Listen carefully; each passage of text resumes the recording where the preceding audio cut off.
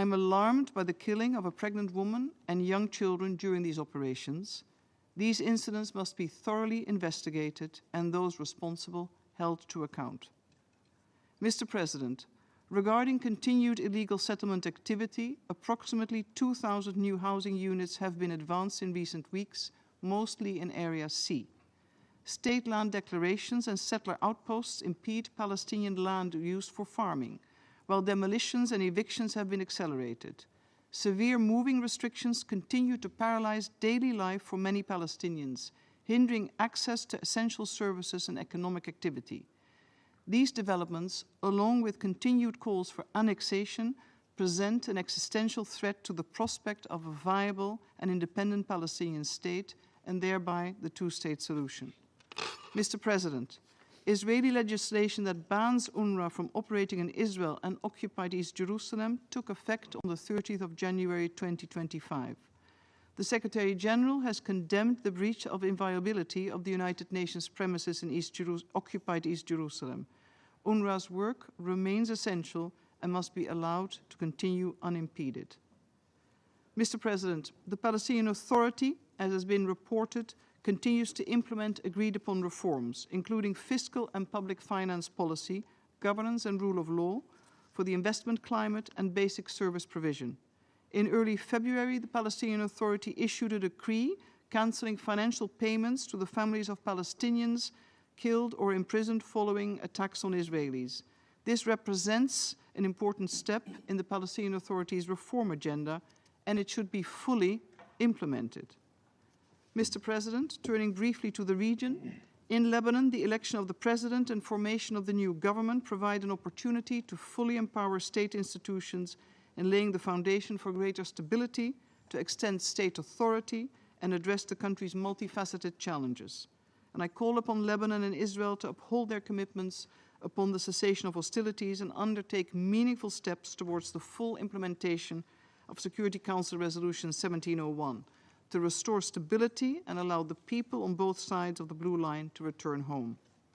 In southwest Syria, the UN is concerned by violations of the 1974 Disengagement of Forces Agreement, and I urge the parties to uphold their obligations under the agreement.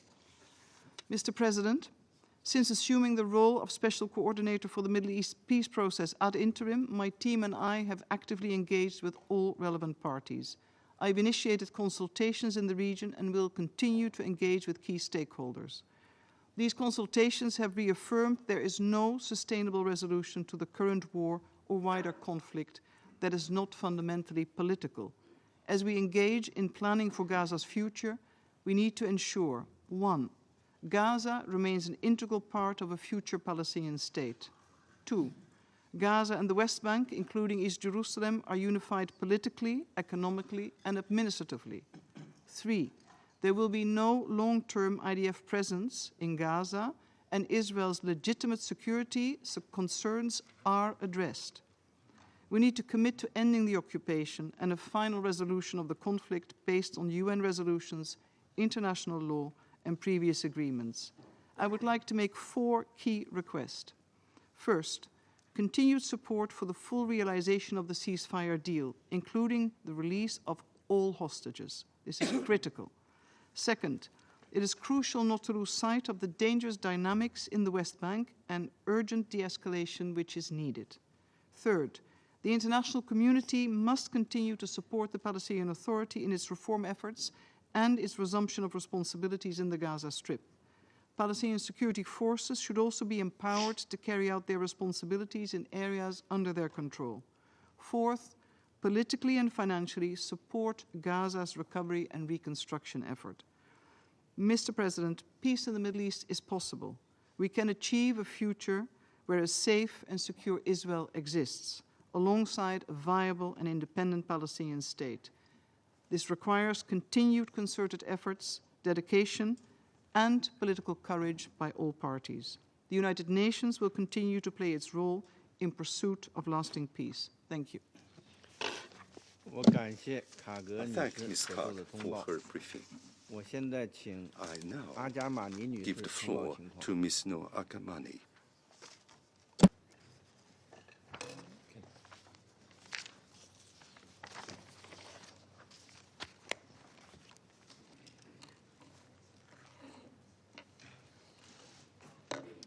Hello. My name is Nora Gamani, and a really great honor to be here with you today. I was kidnapped by Hamas terrorists on October 7 from the Nova Music Festival with my partner, Avinatan Or.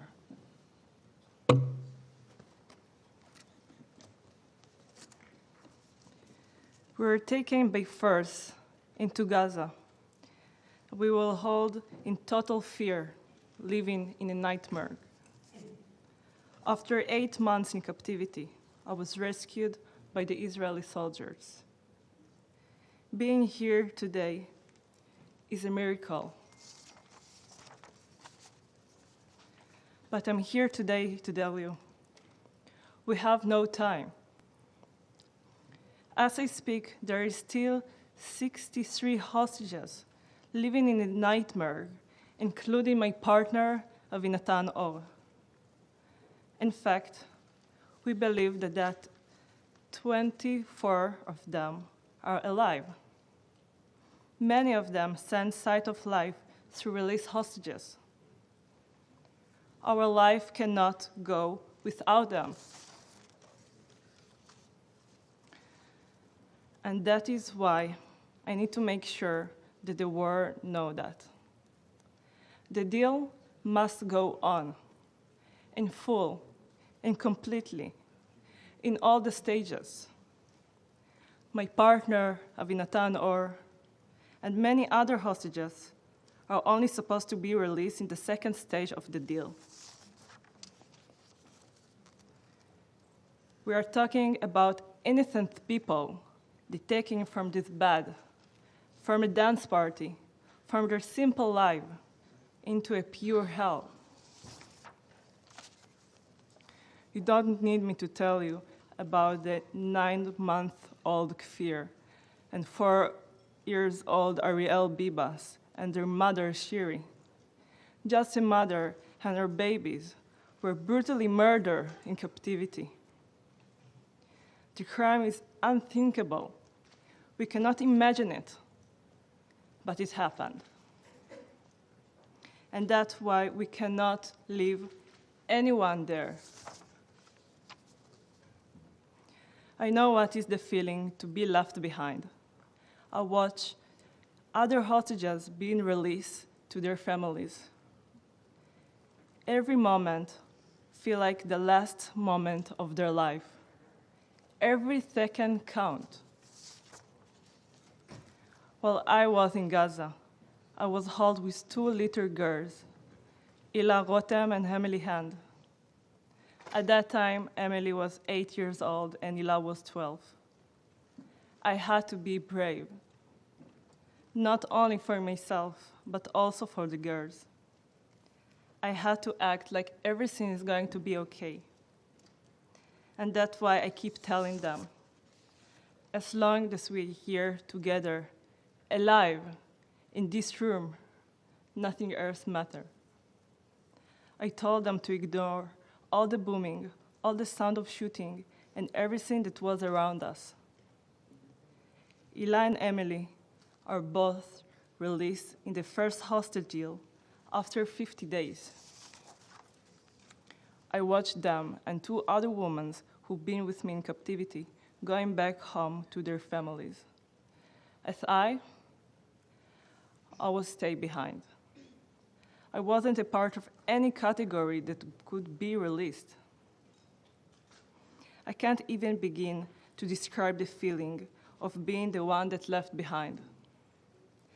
But I can tell this is exactly how the hostages are feeling today, abandoned by the world.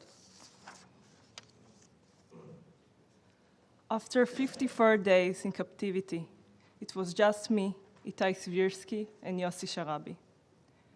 Both of them was kidnapped from their houses in Kibbutz Be'eri. We were in a war zone 24/7. It's terrifying for every day, for every second. One evening, the house that we all be holding was blown up, and we found ourselves in the destructions. Itai was able to stand up and Yossi and I was stuck under the rebels. I couldn't move. I couldn't breathe. I thought it's going to be my last second of my life. I screamed so loud so someone would hear me. And I heard Yossi screaming too. But after a few seconds, I stopped hearing from Yossi. I was pulled out of the rebels, and I tried to help Yossi, but it was already too late.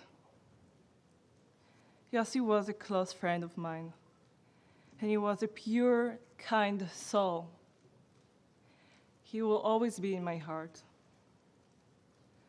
Itai and I had to find someone else to hide. So one of our captors took us to another house. But 2 days later, Itai was murdered by the same captor. Itai was with me since the first day in captivity. We told each other everything. He was my true soulmate. May memory be a blessing. Hamas published a video of me describing what happened to Itai and Yossi, and that I was injured and needed medical help. But of course, I got nothing. No doctors, no Red Cross, nothing. From that moment, I was by myself with 5 terrorists holding me in the same house. You must understand, every second in captivity is dangerous. I didn't think that I could make Abel alive. This is why it's absolutely critical that we put an end from this horrible tragedy. Without immediate action, many more innocent people will be killed, including my partner, Avinatan Or. Until Avinatan returns, my heart is in captivity. Today, I come before you to say, do not let the darkness take over. Work hard to get everyone home now. Work for the light and against the darkness. I came today to the UN to speak before the Security Council because I believe that you all, international community, must understand that the hostages are in hell. And after losing so many friends, I can say they deserve to come back home now. What kept me alive in captivity, and until this very moment, it was something my mother used to tell me. Always be kind. So in this forum, let me end with that. Be kind to each other. And please, bring all of them. Bring them home now. Thank you very much. I thank Ms. Agamani for her briefing. I now give the floor to Mr. Levy.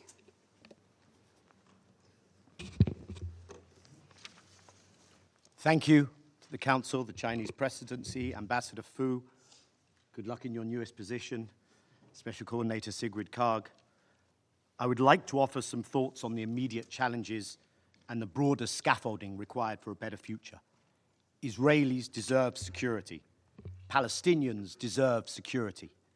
Zero-sum outcomes can never deliver that.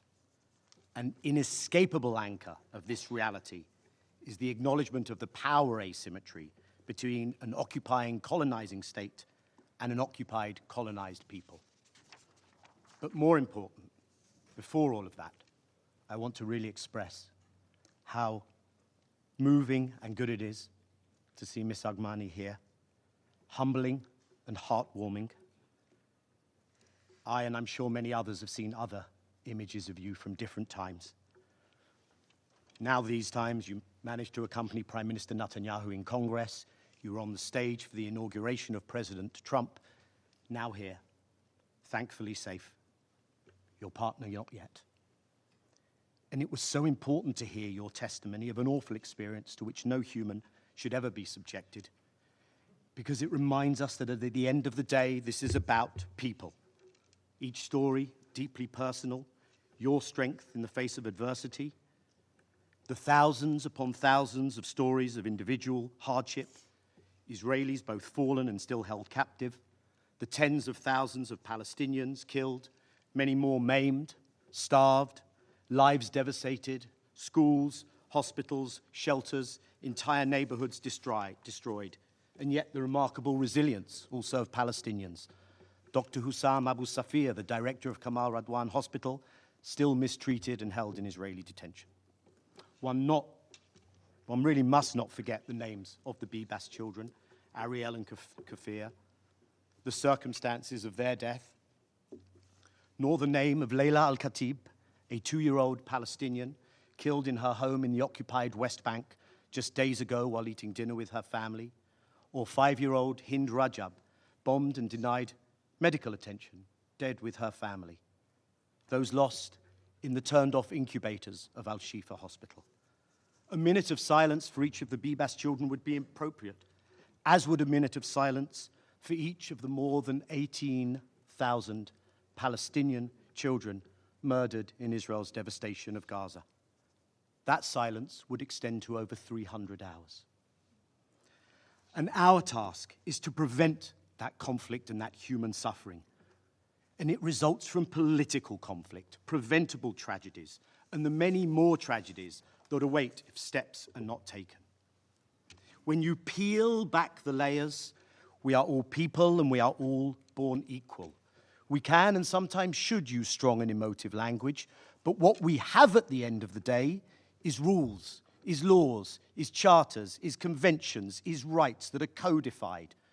Not what is seen in the eye of the beholder, not what is subjective, something that is supposed to, not always, is be applied and not ignored for some. This body is architect, author, arbiter of those rules and statutes and conventions. And whether it's a non-state actor or a partisan resistance or a state, the question must always be, are you acting in accordance within those conventions and laws and charters? When Hamas is culpable, it is held accountable, sanctioned heavily.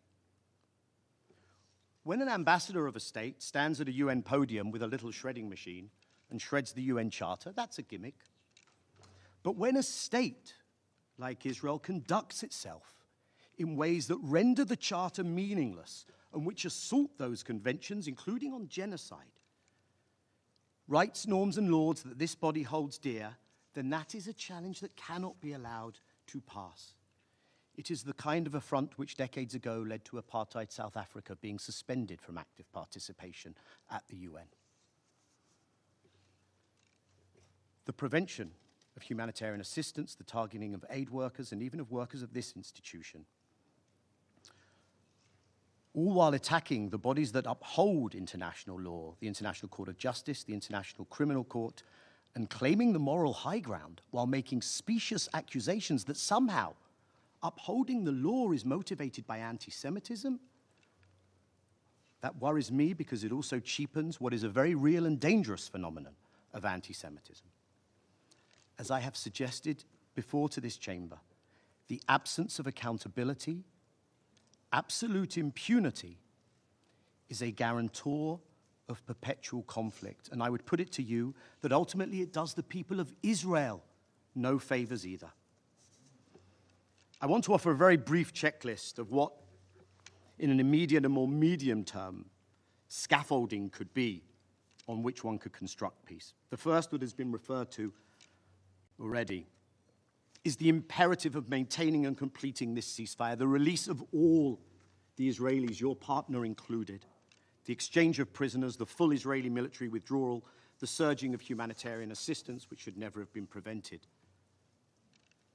That requires the parties to implement their commitments. It will require the withheld Palestinian prisoner release to be made good on. It requires the role of the guarantors. There is good reason to fear that this could collapse. There is good reason to fear a resumption of those tragedies, and in particular, a possible renewed attempt to permanently depopulate the north of Gaza. A number of the families of those being held still in Israel, those being held in Gaza, the families in Israel, including some who have been released, have taken to the squares and towns of Israel out of fear that the intention of their own government is not to see this through. 2, the premise for a full ceasefire must learn from history and be based on reality. Hamas non-governance in Gaza is achievable. The movement itself has said so. But no party to a conflict will negotiate its own dissolution unless it is destroyed on the battlefield or unless the root causes of the conflict are addressed. Hamas has not been defeated, and there will be resistance as long as there is the structural violence of occupation and apartheid. It is that simple.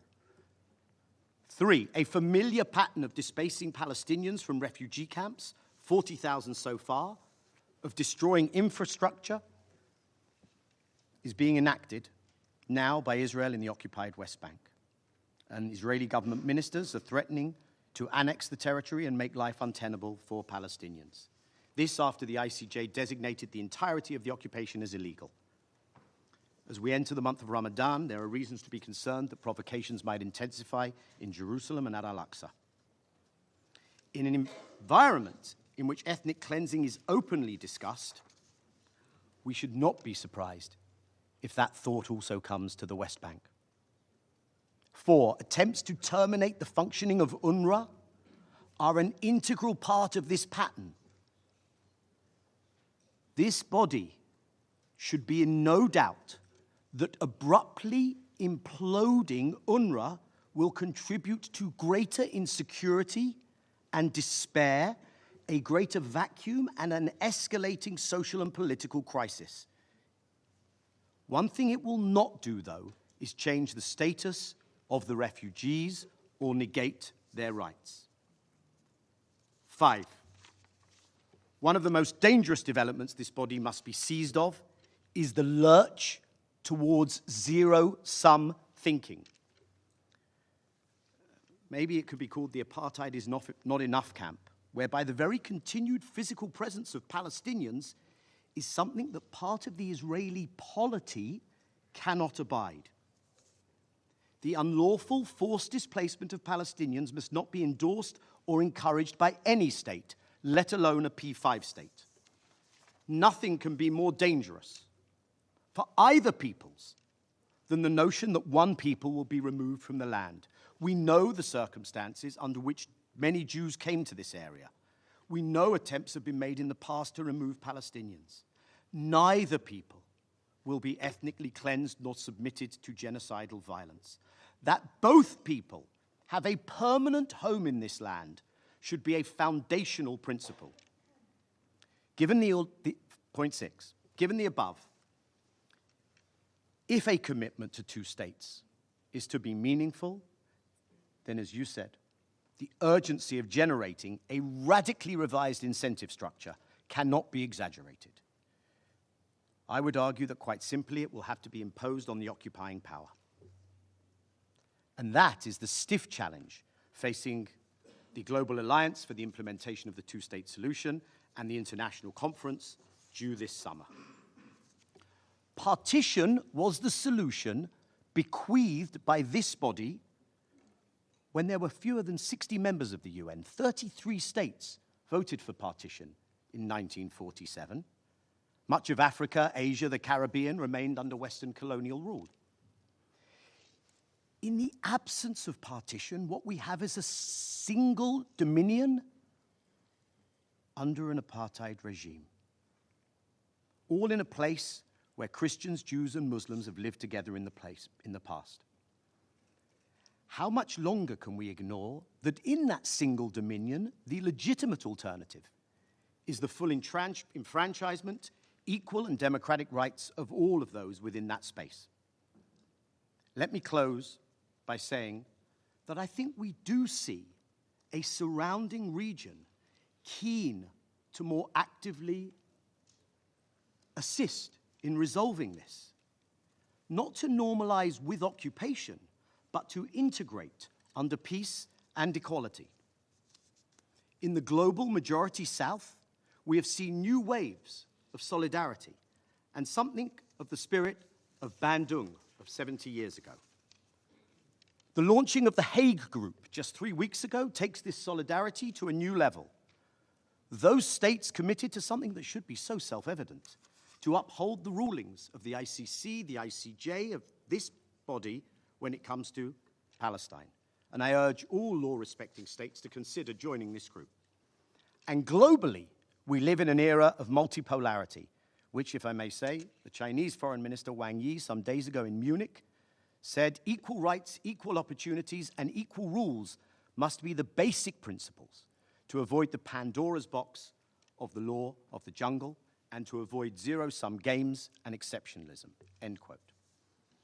Applied to Israelis and Palestinians, it means both peoples are part of the future of this land, not at the expense of each other, but equally deserving the right to live in peace, security, and dignity.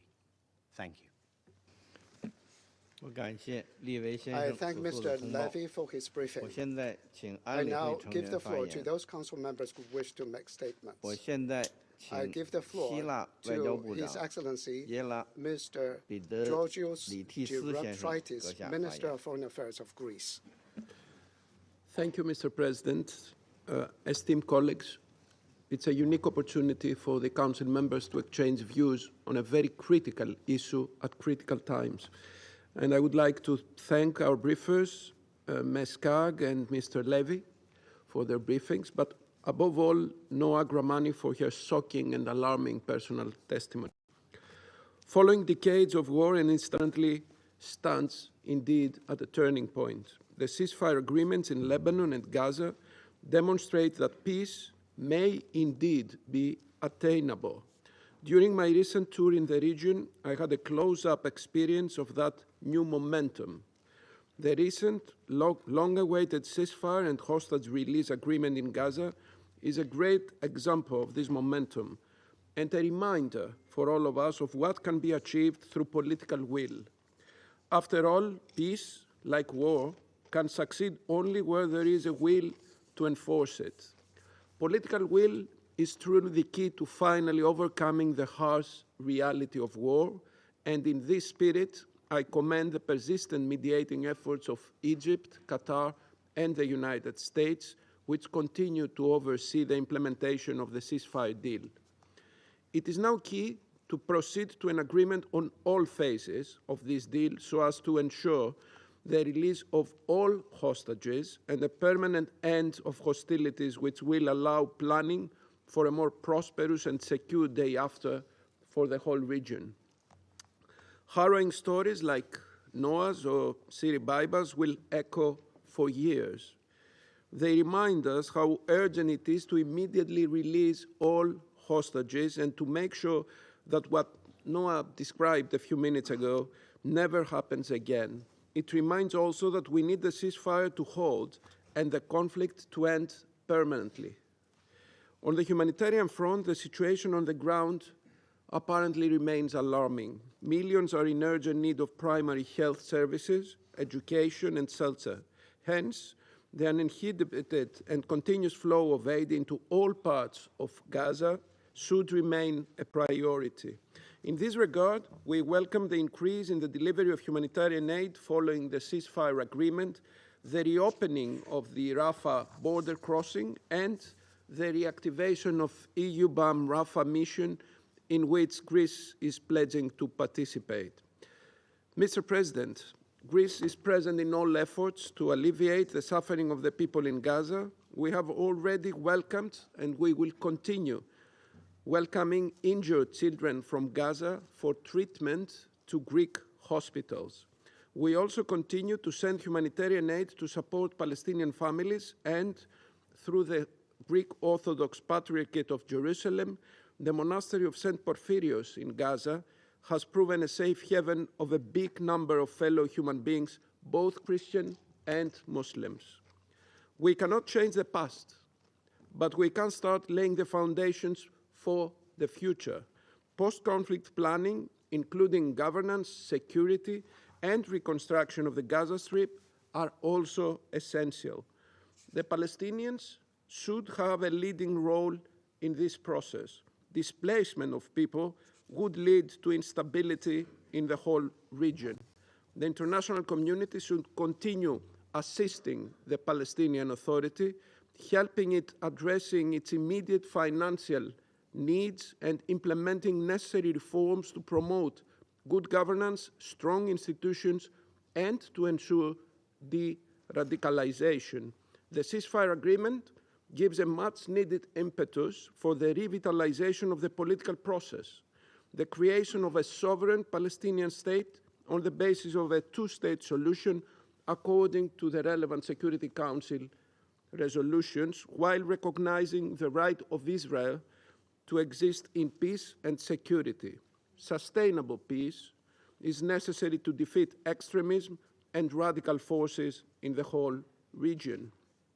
Esteemed colleagues, with the Muslim holy month of Ramadan imminent, followed by Easter, which this year will be celebrated on the same day for all Christian denominations, we are reminded of the importance of the special status quo of the holy sites in Jerusalem and Bethlehem.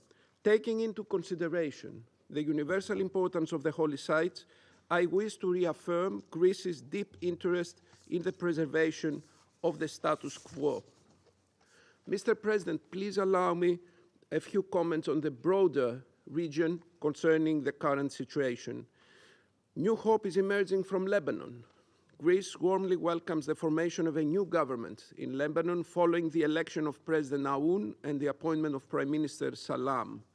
The cessation of hostilities has also been a most welcome development, and we congratulate the United States and France on their contribution. Ensuring the long-term security of both Israeli and Lebanese citizens is the only path towards sustainable peace.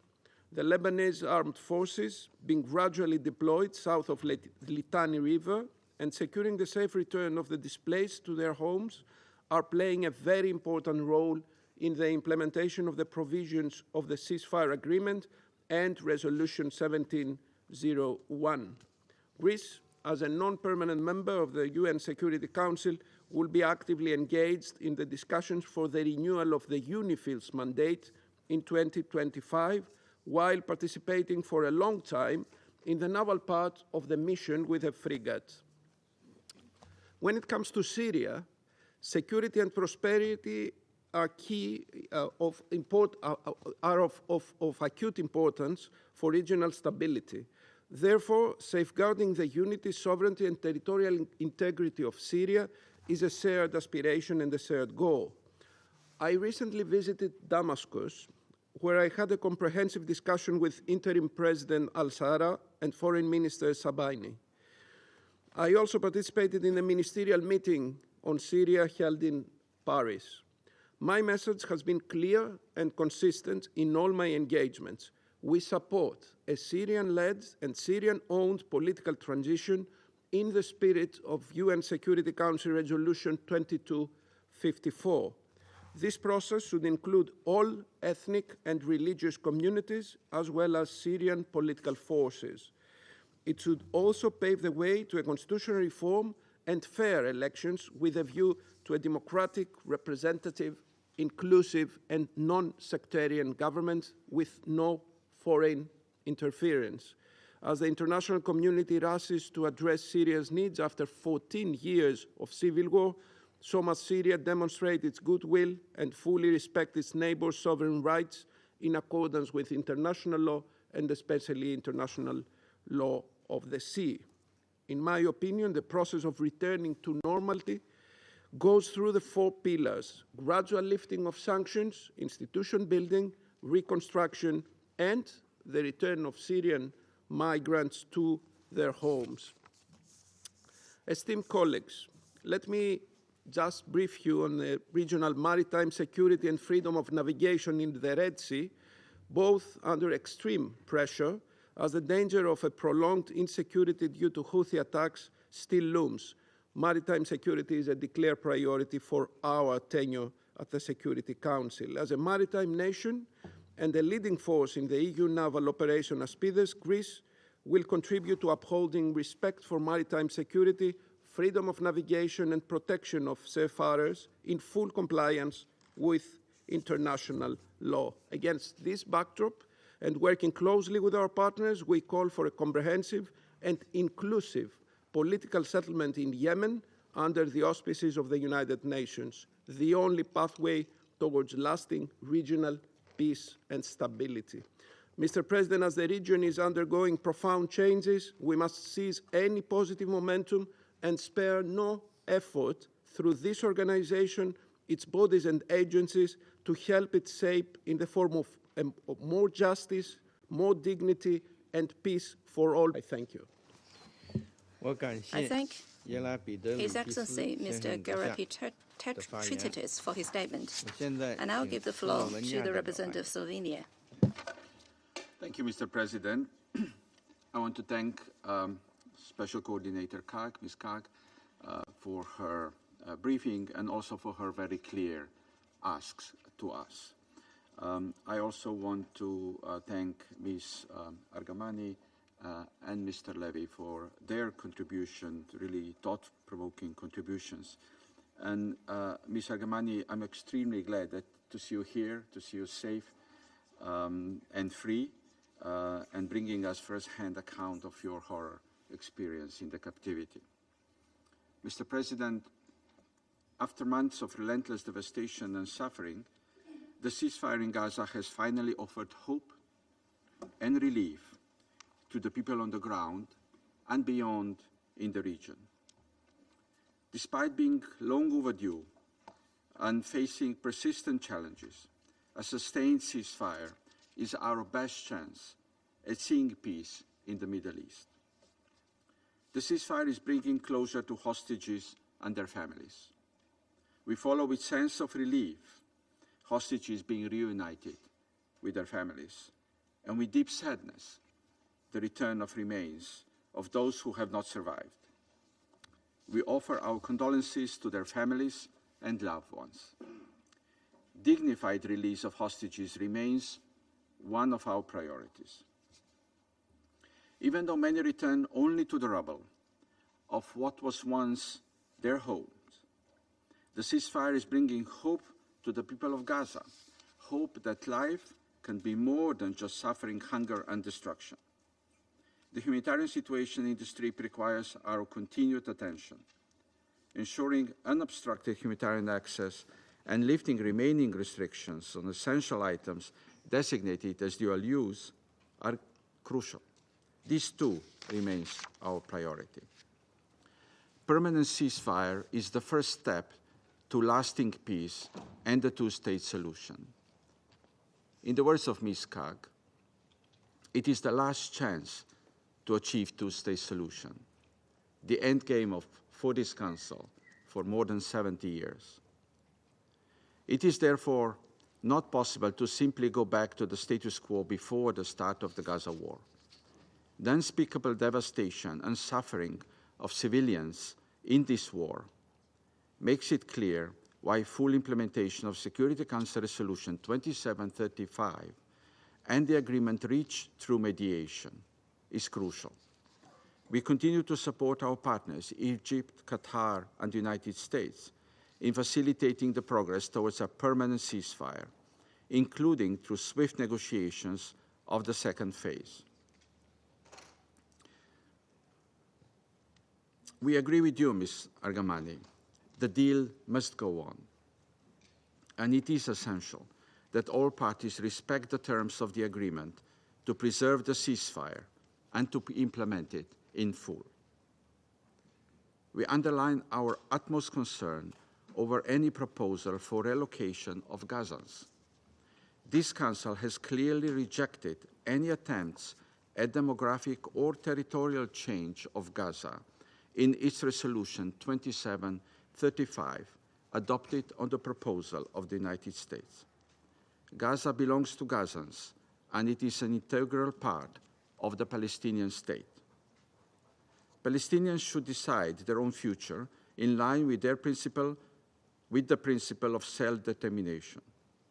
We recognize that the task of recovery and reconstruction of Gaza will be enormous and will require a joint international endeavor. We welcome and support the leadership exerted by our Arab partners. We are profoundly concerned over the situation in the wars must be respected. Slovenia calls for the full respect of the status quo of all holy sites. Upcoming religious holidays must represent an opportunity for reflection, and we appeal for appropriate conditions for peaceful celebration. Slovenia resolutely supports the two-state solution, with Israel and Palestine living side by side in peace and security. In this solution, we see the Palestinian Authority as an indispensable partner, which should be supported, encouraged to continue on their reform path, and eventually assume their full responsibilities. Until then, we agree with Mr. Levy, UNRWA remains irreplaceable, preventing a governance vacuum and ensuring stability. Mr. President, while peace seems to be a big word, it essentially boils down to everyday decisions to work for it. There are many more steps to be made for a lasting peace to persist in the Middle East, yet the firm support of the international community and of this Council to the ceasefire and the tangible results we have seen in recent weeks confirm that this is the right path to pursue. Thank you. I thank the representative of Slovenia for the statement, and I'll give the floor to the representative of the UK. Thank you, President. And I'd like to start by thanking Acting Special Coordinator Karg for her briefing, also Mr. Levy. And I extend special thanks to Noah Argamani for the courage you have shown, the kindness you showed to Ila and Emily, and the bravery sharing your story with us today. I echo the remarks of Coordinator Karg in support of the remaining hostages and extend our condolences to those who mourn the dead and the missing. We welcome the return of hostages during Phase 1 after an appalling ordeal, and we call for the release of all the remaining hostages, including Avinatan Orr, who also has links to the UK. We mourn the death of Oded Livshitz, who had strong links to the UK, and we strongly condemn the vile killing of the Bibas family and the lack of dignity provided to deceased hostages. We support all work, all efforts to hold to account Hamas, the PIJ, and other terrorists who kidnapped so many innocents on the 7th of October. And I recall that this Council has called for the immediate and unconditional release of all hostages in all 4 of our resolutions since the 7th of October, and I repeat that call today. The ceasefire agreement reached on the 16th of January marked a crucial first step towards ending the devastation and suffering in Gaza and achieving a sustainable peace. We're calling for 3 things. First, Palestinian civilians should be able to return home and rebuild their lives. The people of Gaza have suffered unimaginable horrors, with over 46,000 people killed and homes and lives destroyed. The UK supports regional efforts to cohere around a single plan for the next phase and reconstruction in Gaza. These plans should be Palestinian-led, with the PA front and centre, along with a strong role for civil society.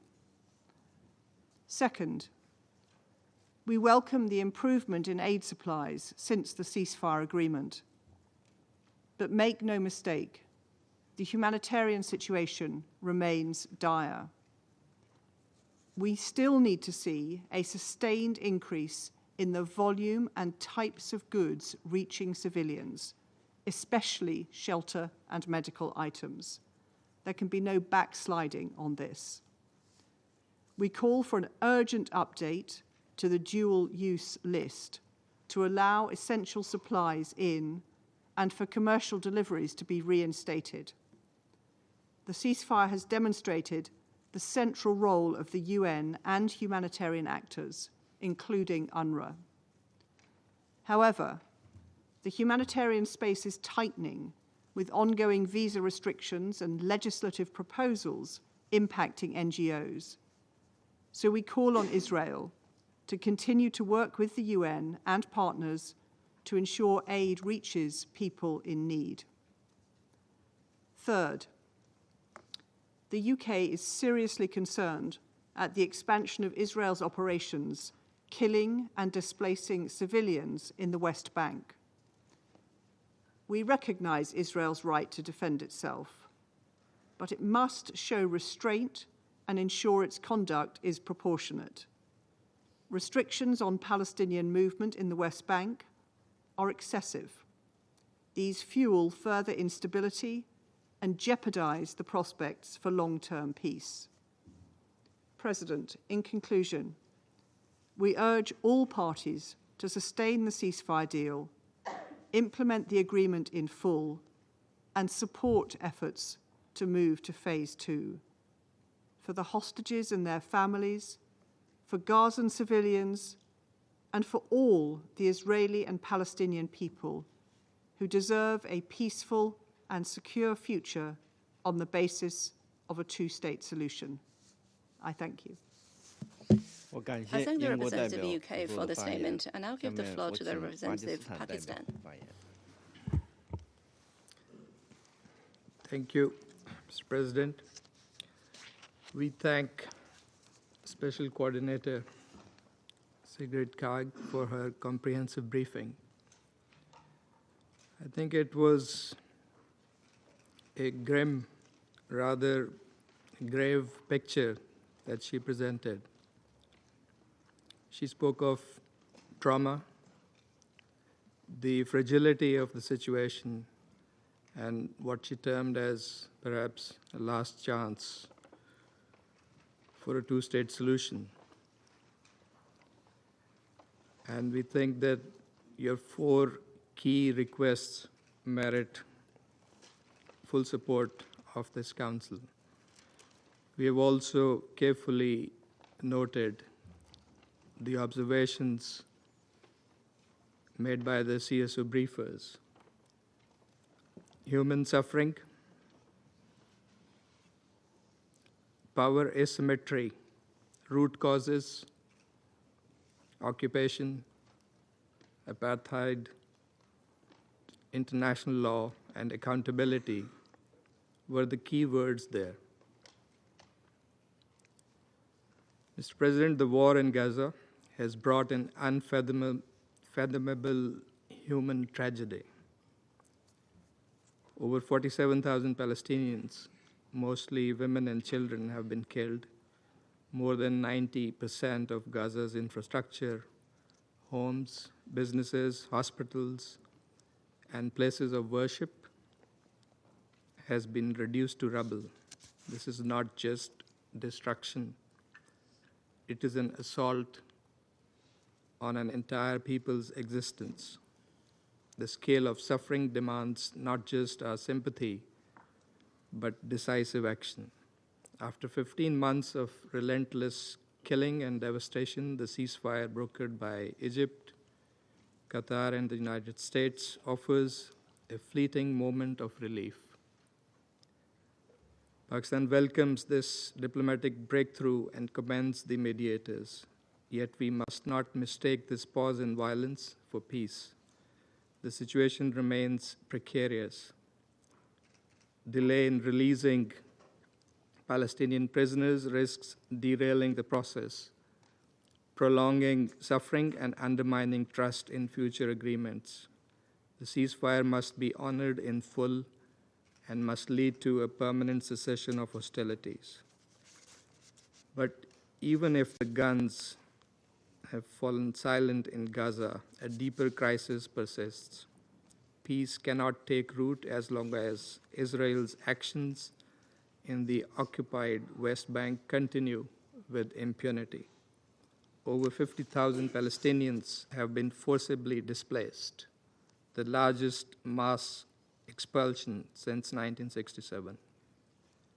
Military raids, settler violence, and illegal land annexations intensify daily. These are not isolated incidents, but part of a deliberate strategy to erase Palestinian identity from their own land. It is ethnic cleansing in real time. If this council is serious about peace, it should ensure that the ceasefire extends beyond Gaza to all occupied Palestinian territories. To move beyond this perpetual cycle of violence and destruction, the international community must prioritize the pursuit of a just and lasting peace. In our view, it should entail the following. First, full and immediate implementation of the ceasefire, ensuring a permanent cessation of hostilities, Israeli withdrawal from Gaza, unrestricted humanitarian access, and a comprehensive reconstruction plan for Gaza, which will need to be supported by the international community and led and owned by the Palestinians. Pakistan fully supports the call for the enforcement of this Council's Resolution 2735. A ceasefire that does not lead to a sustainable peace will only delay the next catastrophe. Second, an end to Israel's aggression in the West Bank. The destruction of refugee camps in Jenin, Tulkarem, Nur al-Shams, and Al-Farah mirrors the devastation in Gaza. Forced displacements and illegal annexations must be reversed in line with Resolutions 2720 and 2334 of this Council. The legal and historical status of Al-Haram al-Sharif, Al-Aqsa Mosque must be upheld. It is clear that stability cannot be achieved through continued occupation and oppression. Third, UNRWA must be allowed to operate without obstruction.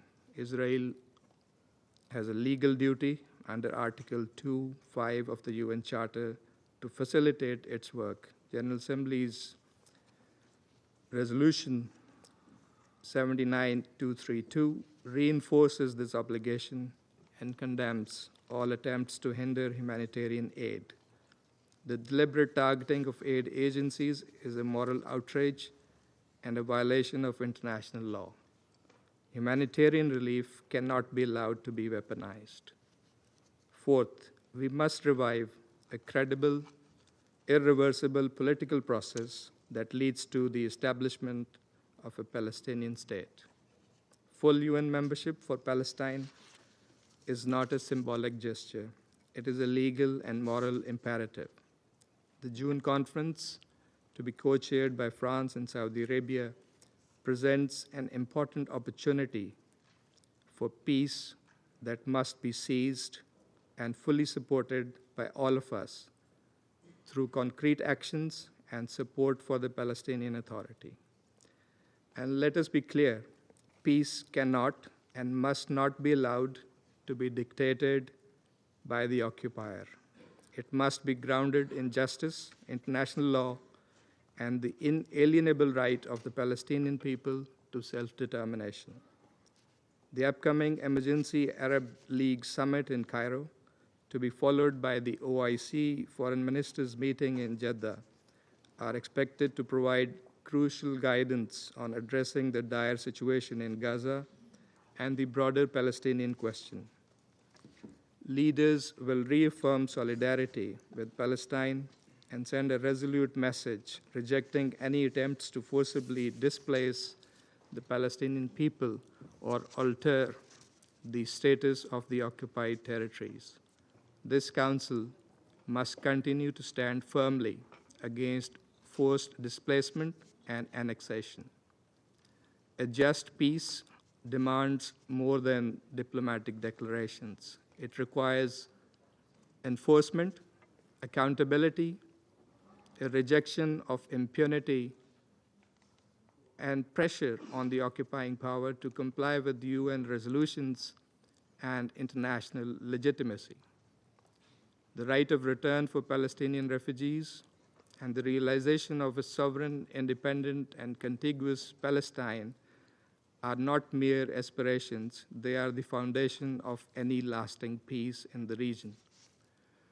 Within this broader struggle for justice, we must also keep in mind the human suffering, as we have also heard today.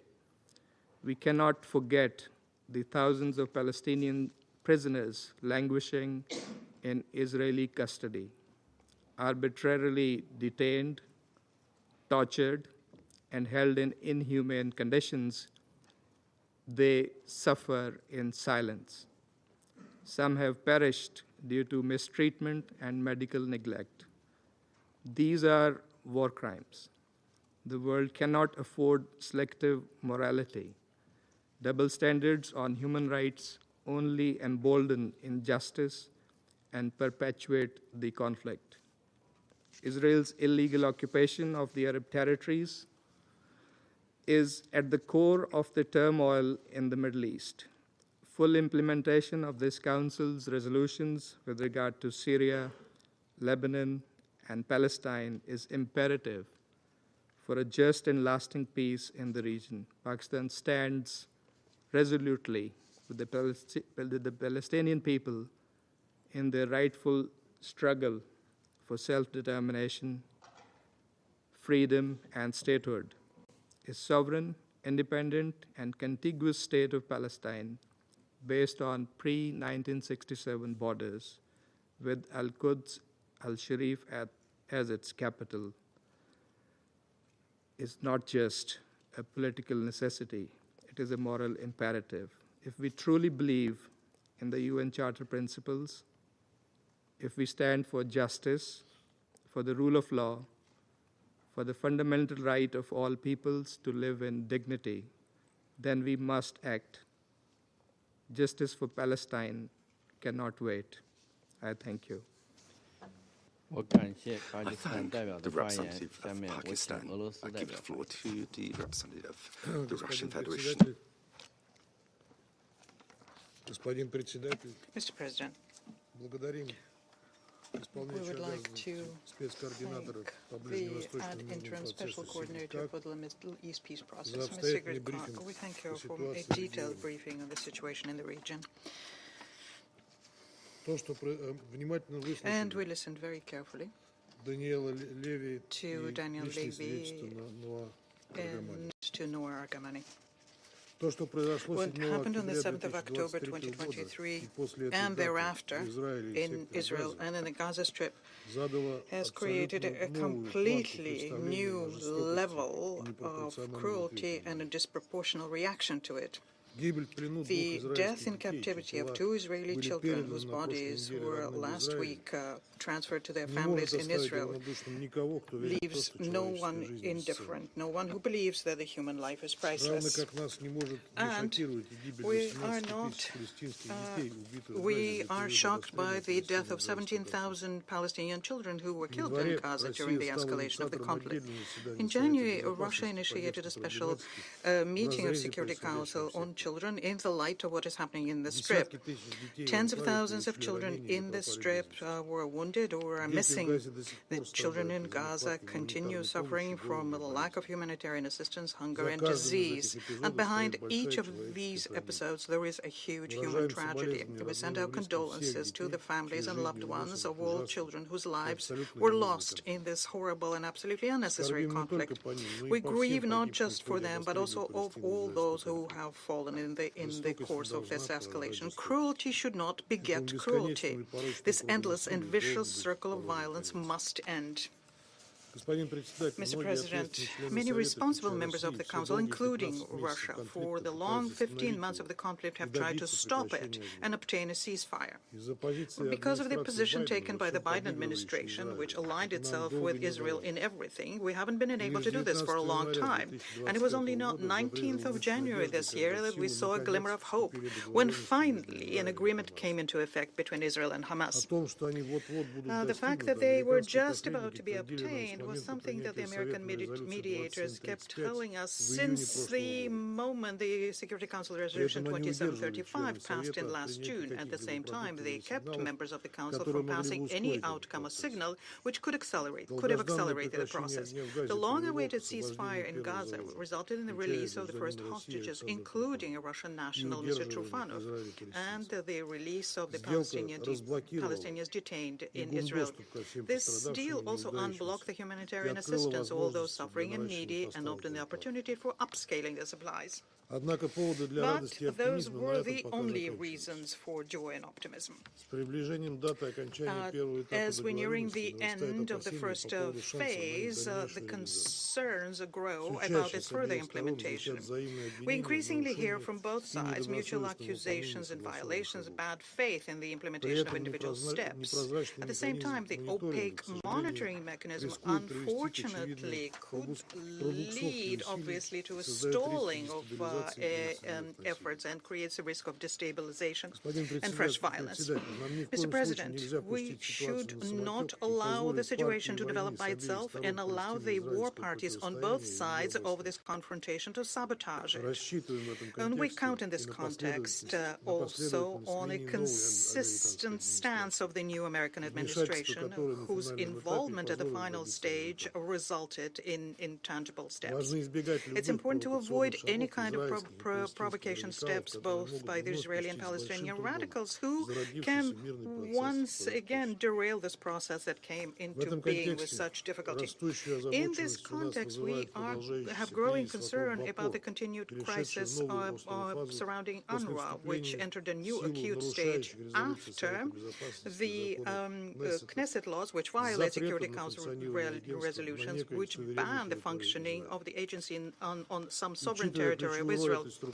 Taking the key role this body plays in humanitarian operations on the ground and comprehensive assistance to the Palestinians, undermining their work will worsen an already dire situation for the people in Gaza, East Jerusalem, and the West Bank. UNRWA doesn't have an alternative, and implementing its task in case it's dismantled, the occupying power, Israel, would have to take them up.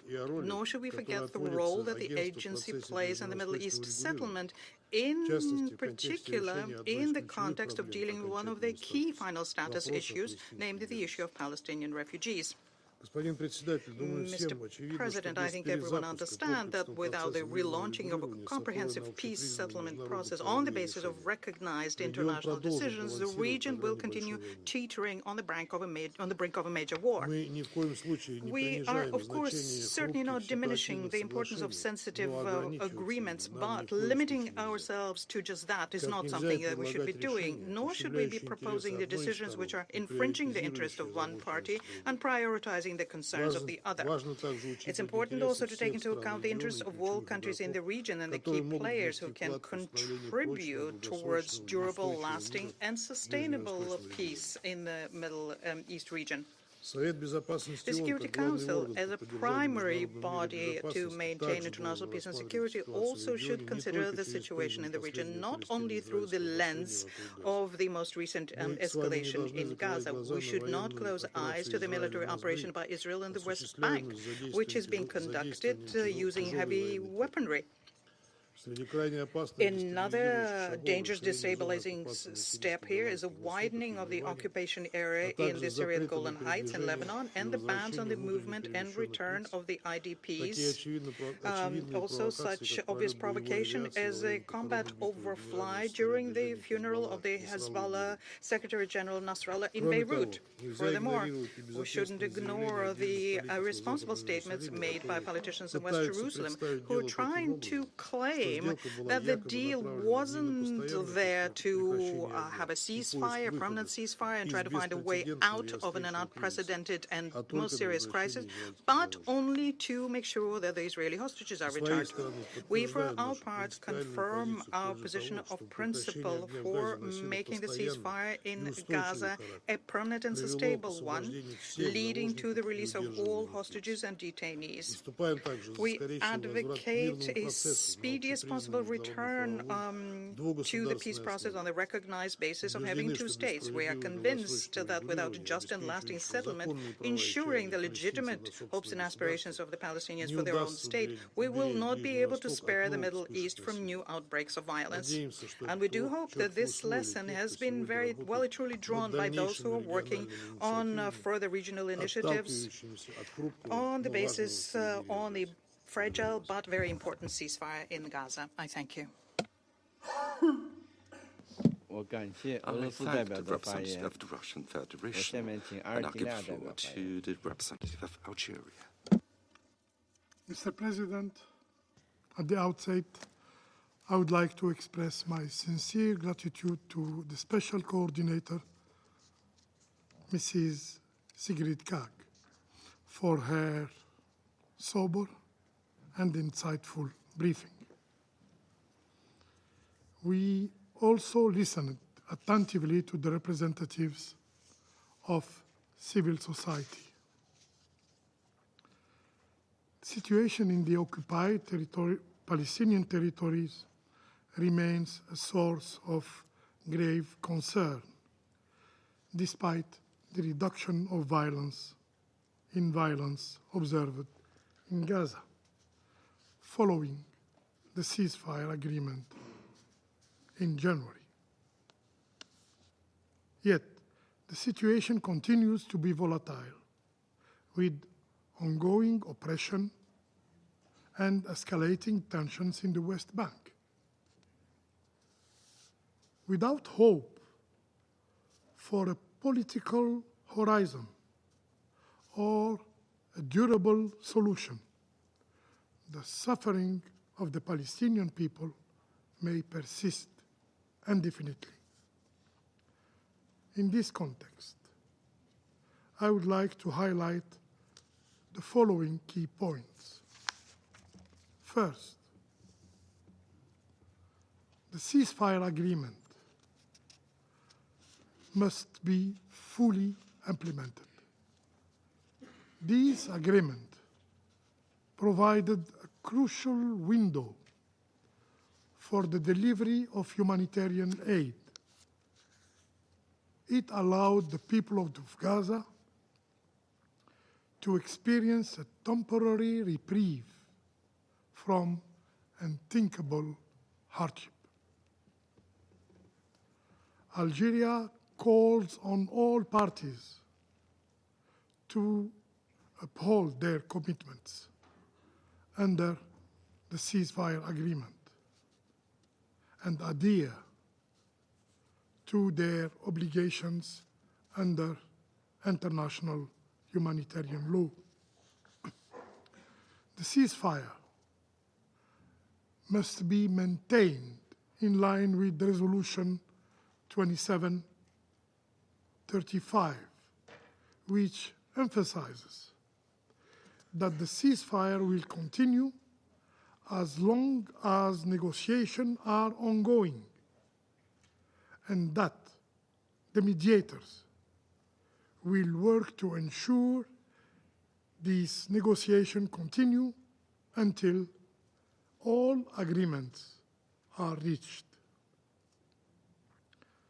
For us, the return to hostilities is unacceptable. For us, the ceasefire must also be extended to the West Bank. Second, the destruction in Gaza is catastrophic, and the suffering of Palestinians continue even in the relative calm of recent weeks. The scale of needs is immense, and it requires a coordinated international response. A comprehensive plan for reconstruction is indispensable to ensure that Gaza recovers, to ensure that the Palestinian people remain on their ancestral land. In this regard, the role of United Nations agency, especially UNRWA, is essential in providing the necessary support and resources for this monumental task. Third, having implemented its scorched earth policy in Gaza, the Israeli occupying power is now turning its focus to the West Bank, where the level of destruction, where the level of settler violence is alarmingly high, particularly in Tulkarem, in Jenin, and in Tobaz. This is coupled with aggressive settlement expansion and the daily demolition of Palestinian homes. It is clear that Israeli politicians are actively inciting violence in the West Bank to serve internal political agendas. Israeli finance minister declared that our goal for 2025 is to demolish more than what Palestinians are building in the West Bank. This is a direct assault on the prospect of peace and stability, on the prospect of the two-state solution. Fourth, the weakening of the Palestinian Authority is a dangerous path that threatens the very existence of the Palestinian national prospect, of the Palestinian national project. It is a deliberate strategy by the Israeli occupying power, which dreams of a land free of Palestinians, from the river to the sea. In this context, Algeria condemns the Israeli recent decision to seize $90 million of Palestinian tax revenues. This move further undermines the ability of the Palestinian Authority to govern and to fulfill its responsibilities. Algeria firmly believes that the Palestinian Authority must be empowered to carry out its duty across all occupied territories. Only by strengthening Palestinian legitimate governance can we pave the way for sustainable peace. Mr. President, for Algeria, there are no double standards. Every innocent life must be protected. This principle lies at the heart of international humanitarian law, which safeguards civilians, particularly women and children, during armed conflict. We believe in justice that knows no boundaries. No one is above the law, and no one should be granted impunity. It is imperative to establish an international commission to investigate all allegations related to the situation in the occupied Palestinian territories. Every innocent life lost must be thoroughly and independently investigated, and those responsible, whoever they are, must be held accountable. Nearly 18,000 children have been killed in Gaza. Do they deserve independent investigation and accountability? More than 8,000 innocent women have been killed in Gaza. Do they deserve independent investigation and accountability? Over 1,000 health workers have been killed in Gaza while performing their duties. Do they deserve independent investigation and accountability? More than 200 journalists have been killed in Gaza. Do they deserve independent investigation and accountability? Accountability and justice are essential to prevent the repetition of such horrors. To those who believe that the ceasefire ended the suffering of the people in Gaza, I say, you are mistaken. Just yesterday, 5 newborn babies froze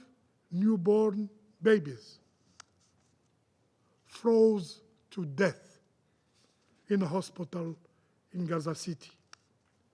This is cruel. It is unacceptable. And it will remain forever a stain in the conscience of humanity. Mr. President, the Palestinian people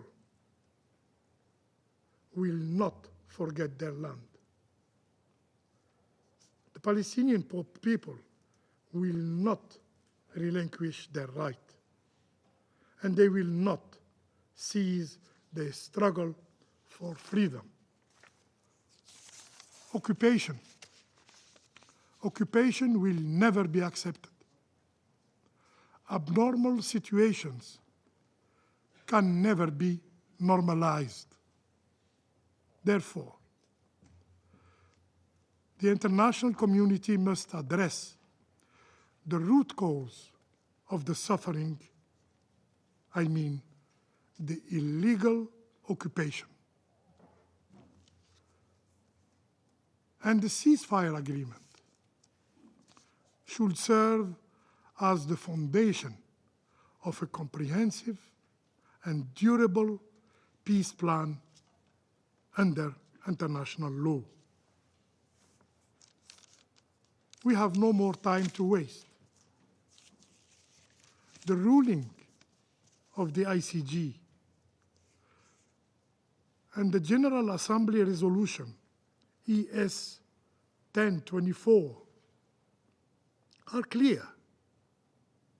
The Israeli occupation of Palestinian territories should be brought to an end.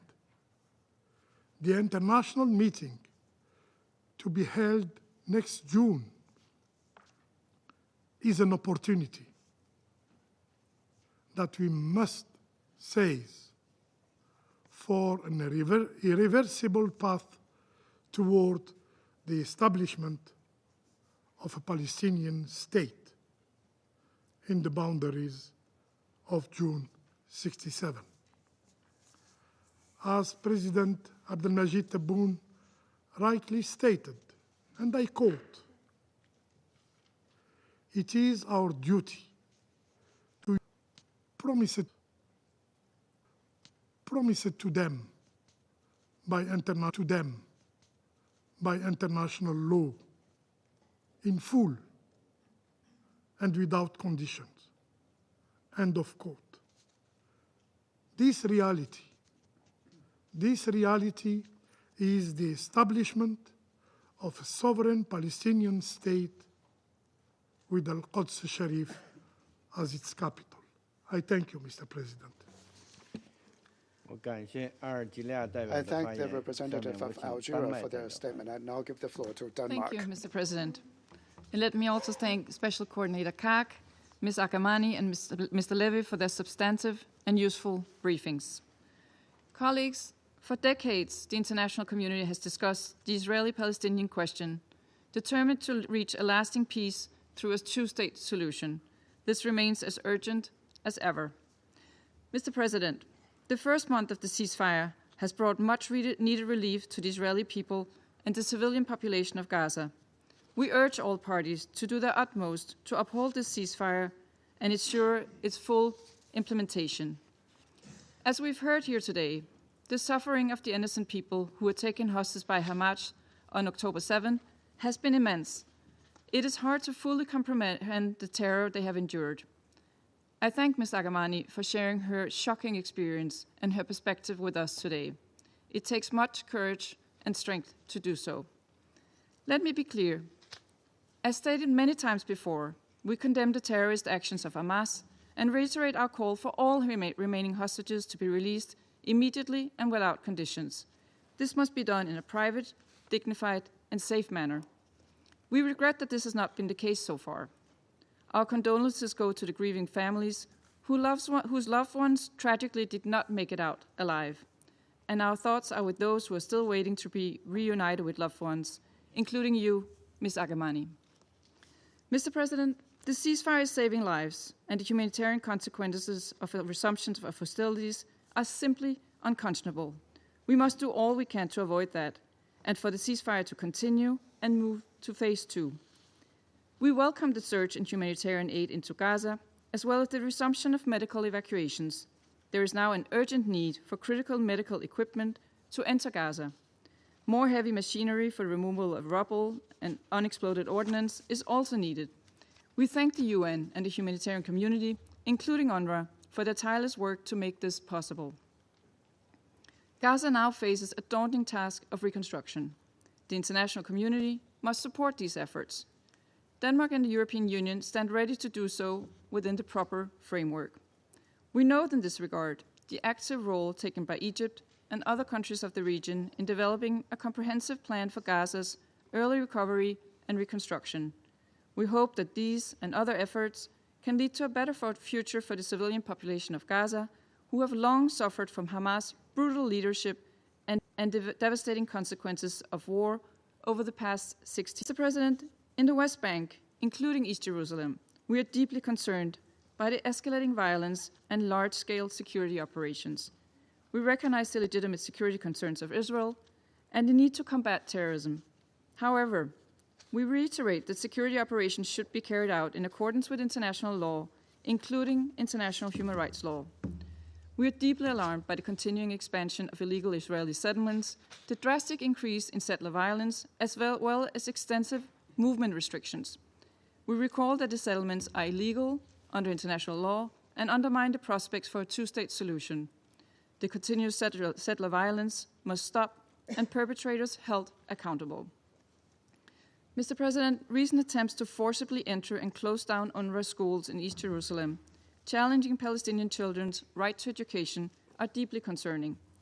UNRWA has a unique mandate to provide state-like services to millions of Palestinians. Services UNRWA delivers until they eventually can be handed over to Palestinians. Hindering this mandate risks undermining the prospects of a two-state solution. We further emphasize the importance of reforming and revitalizing the Palestinian Authority to be able to effectively exercise their governance and security responsibilities in the West Bank. Together with the EU, we will continue to support the Palestinian Authority along its path of reform. Meanwhile, we call on Israel to release the withheld clearance revenues. In conclusion, Mr. President, the Middle East is at a crossroads.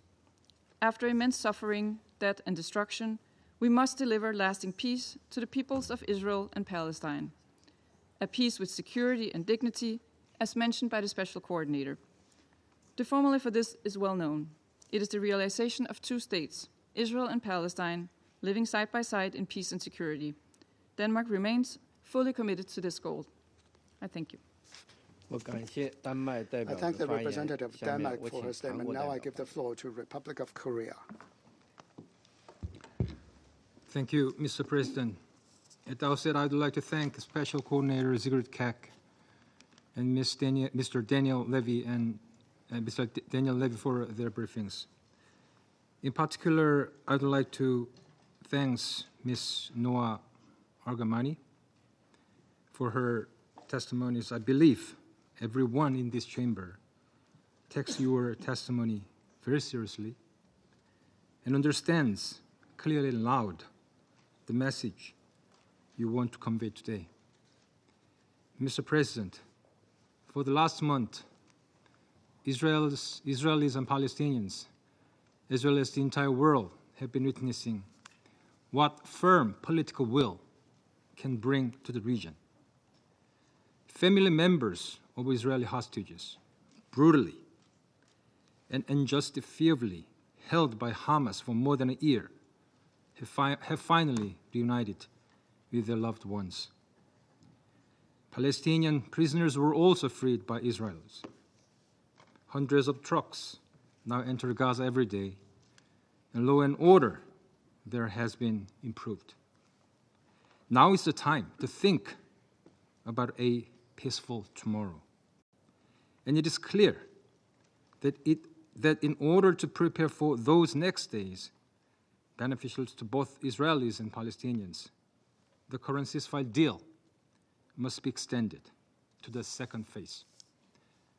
Thus, we encourage both parties to faithfully engage in negotiations for these vital transitions, focusing on the pains of long-suffering hostages' families and Palestinian civilians in Gaza.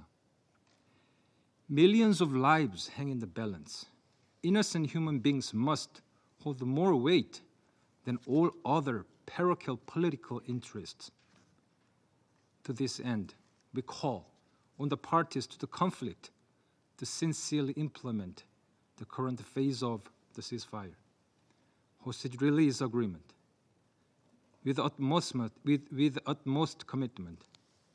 We share the emotional devastation of Israelis in finding out that one of the bodies retrieved last Thursday was not the expected hostage. Hamas must exert every effort to return all hostages, both living and dead, with dignity. To the family members, Israel must also abide by the agreed conditions of the deal and guarantee the entry of essential humanitarian aid, including medical equipment and shelters, and materials for recovery into Gaza. Temporary medical evacuations should also be ensured for those in need. We appreciate in this regard the ongoing efforts by mediators, US, Qatar, and Egypt, and believe that those countries will continue their utmost efforts to encourage the parties to reach a fruitful outcome soon. Mr. President, the ceasefire in Gaza must serve as a stepping stone for durable stability in Israel, Palestine, and beyond. In this regard, we remain deeply concerned about current situation in the West Bank, including Israel's military operations, demolition of Palestinian homes, and violence by settlers against Palestinian civilians and their property. We are also concerned by OCHA and UNRWA's report that Palestinian access to education has been seriously undermined by restrictions and physical attacks on school. We call on Israel to remain committed to all international obligations, such as the protection of civilian infrastructure and inviolability of UN facilities, including UNRWA schools. We also call on Israel to ensure the accountability of illegal actions by its nationals, including settlers. Furthermore, the ongoing Israeli presence in Lebanon and Syria does not pave the way for sustainable peace. Rather, it fosters hostility, undermines the new government, empowers armed groups, and erodes regional trust. We call on all parties to uphold international obligations to support regional stability and peace. Mr. President, for more than a year, we borne witness to the extreme suffering of both Israelis and Palestinians, including children. The harrowing return of small, lifeless bodies of the Bibas brothers last week reminded us once again that the current confrontation resulting in endless agony should be put an end at the earliest time possible. Far too many children have died. In order to obtain a lasting solution, illegitimate aspirations and the security concerns of both Israelis and Palestinians should be fully considered based on the two-state solution. Noting the multiple suggestions for recovery and reconstruction in Gaza are being discussed in the international community, we hope the sincere discussions will lead to a viable, right-based plan for reconstruction in Gaza, in line with international law. The Republic of Korea, as a member of the Security Council, will keep engaging in this process. I thank you, Mr. President. I thank the representative okay for the statement, and I'll give the floor to Guyana. Thank you, Mr. President. I thank Acting Coordinator Ms. Sigrid Kaag for her briefing and have taken careful note of the perspectives offered by Mr. Levy. I commend Ms. Argamani for her bravery during her harrowing ordeal in Gaza and thank her for sharing her experience with us today. Mr. President, Guyana has been closely following the developments in the occupied Palestinian territory. The pressing questions for us, as for many member states, concern the continued implementation of the ceasefire in Gaza and the end of the violence in the occupied West Bank. On both fronts, strong diplomatic efforts are required given the negative trends that we are seeing. This Council must exert every effort to ensure that the parties continue the negotiations toward a permanent ceasefire. In the same vein, it is imperative for the Council to take action to stop the spiraling violence being perpetrated by the occupying power in the occupied West Bank, including East Jerusalem. Mr. President, we have seen the respite afforded hundreds of thousands of Palestinians through the implementation of the first phase of the ceasefire in Gaza. We have taken note, for example, that over 57,000 metric tons of food was brought into Gaza since the ceasefire, supporting more than 1.8 million people with full rations of food parcels. Notwithstanding some improvements, we are concerned that thousands still cannot access adequate shelter. Many sick and seriously wounded are unable to access the care they need owing to a decimated healthcare system. The situation is exacerbated by the rate of denial of the relevant authorizations for persons, particularly children, requiring medical evacuation to other countries. The continued characterization of certain critical items as dual use adds to the humanitarian strain that many Palestinians are still enduring. We regret that as Palestinians are experiencing immense suffering, the lifeline they have found in UNRWA has been taken away.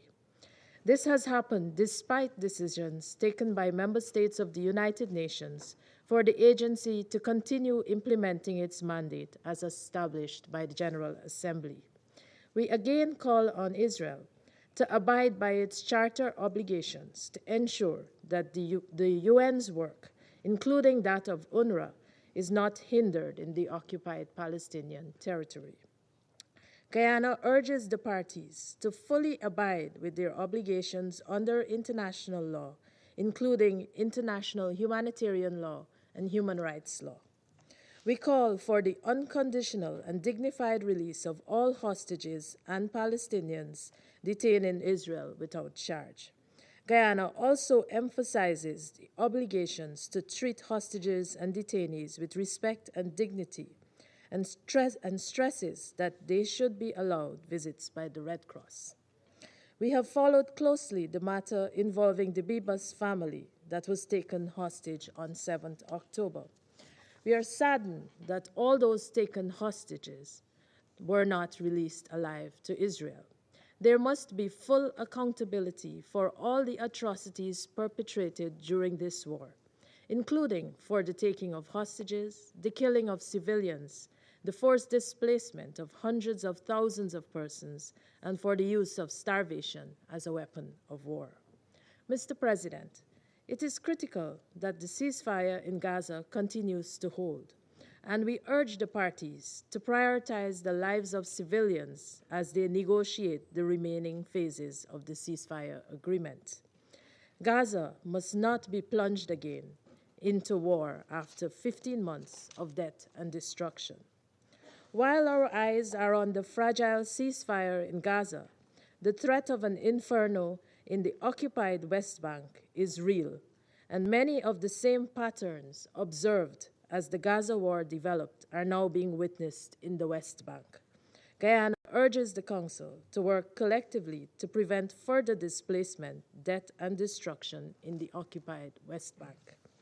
The cumulative effect of Israel's continued violent occupation of the Palestinian territories is the systematic undermining of the two-state solution and entrapment of the Palestinian people in a cycle of violence and poverty.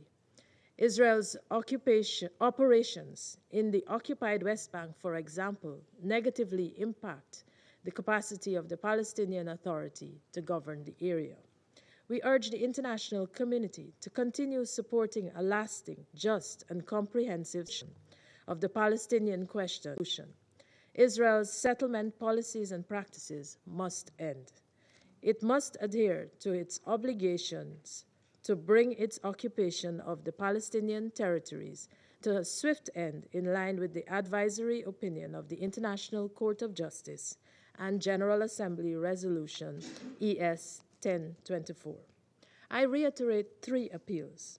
First, there must be a permanent create the conditions for Palestinians to rebuild their lives. Simultaneously, the hostilities in the occupied West Bank must cease. Second, all efforts aimed at resolving the Palestinian question should align with the two-state solution and help to advance it. Third and final, respect for international law should be the guiding principle that governs actions on the Palestinian question. I conclude, Mr. President, by emphasizing Guyana's unwavering solidarity with the Palestinian people and our commitment to contributing positively to the quest for a comprehensive, just, and lasting solution to the Israeli-Palestinian conflict. I thank you. I thank the representative of Guyana for the statement, and I'll give the floor to the representative of Somalia.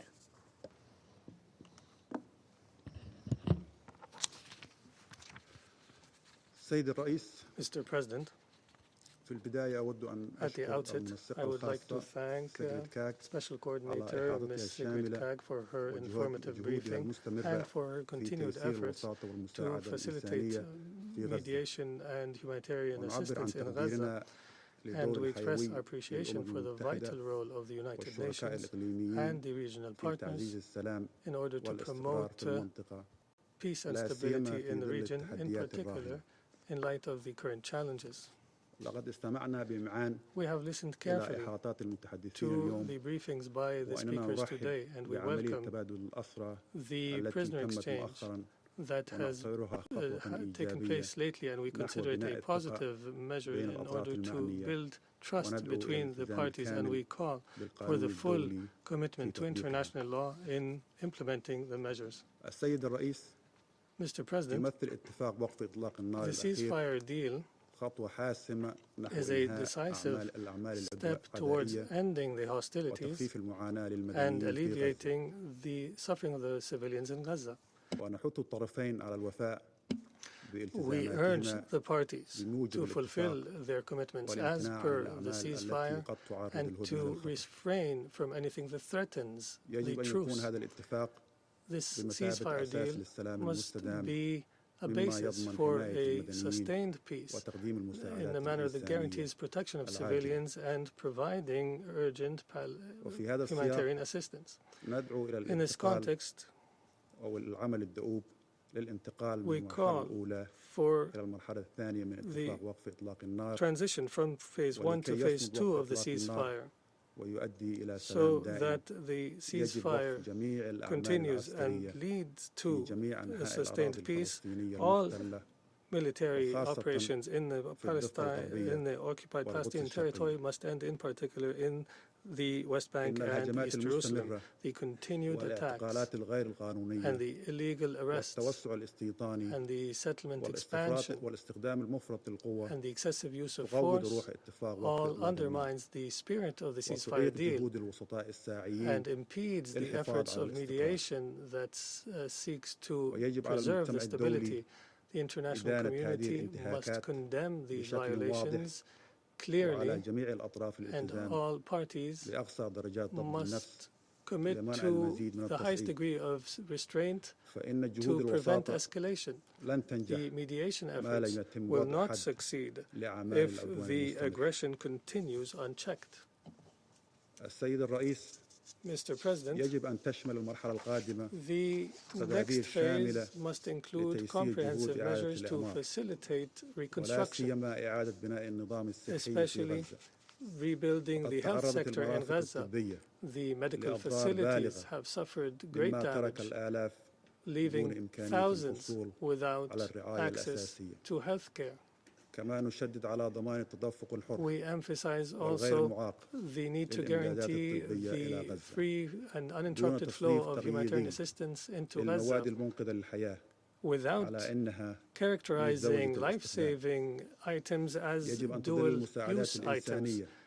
Humanitarian assistance must be fully neutral and free from politicization. We also emphasize the need to establish a central mechanism for medical evacuation to guarantee access to urgent medical treatment. Healthcare is a fundamental human right, and all efforts must be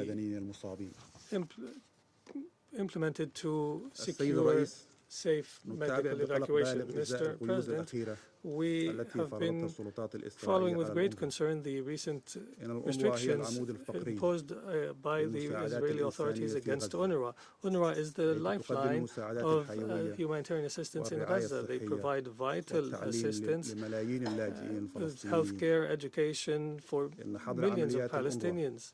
Banning UNRWA's operations increases the humanitarian crisis and prevents vulnerable segments from essential services. And despite these challenges, the collective support for UNRWA is necessary so that we can guarantee the continued services, education and health services for millions of Palestinians. We urge the international community to support UNRWA in order to guarantee its continued effective operations and life-saving services for Palestinian refugees. In conclusion, Mr. President, The people of Gaza, as have all Palestinians, have suffered decades of suffering and persecution. It's time for serious work for the sake of lasting peace, justice and rights and dignity for all. We call on the Reconstruction and providing humanitarian assistance to guarantee a future of hope and stability. This fair and lasting solution is based on the principles of self-determination and the right of return. The Palestinian people must not be deprived of their legitimate aspirations in sovereignty, dignity, and security. Any peace initiative must address these fundamental rights represented in the establishment of a sovereign, independent Palestinian state on the borders of 1967, with East Jerusalem as its capital, and must guarantee the right of refugees to return home as per the General Assembly Resolution 194. Thank you, Mr. President. I thank the representative of Somalia for the statement, and I'll give the floor to the representative of Sierra Leone. President, I thank Special Coordinator Sigrid Kaag for her valuable update on the overall situation in the Middle East, particularly regarding the status of the implementation of the ceasefire agreement in the Gaza Strip and the ongoing escalation in the West Bank. I also thank Mr. Daniel Levy for his contribution. A special thank you to Ms. Noah Agamani for her personal testimony and call for action, which we must heed. At the outset, Sierra Leone is encouraged by the steady progress in implementing the ceasefire agreement between Israel and Hamas, which took effect in January this year. This first phase provides an opportunity for the conflicting parties to fulfill their obligations under international law and humanitarian, ensuring the protection of civilians. We're encouraged by the renewed sense of relief and optimism that the pause in hostilities brings to civilians in the Gaza Strip and to the hostages held by Hamas since October 2023, despite the uncertainty that still looms. We urge all parties to uphold the terms of the agreement and demonstrate even greater political will and commitment as they proceed to the next phase of negotiations. Sierra Leone will continue to express its full support for the mediators and their steadfast dedication to the process.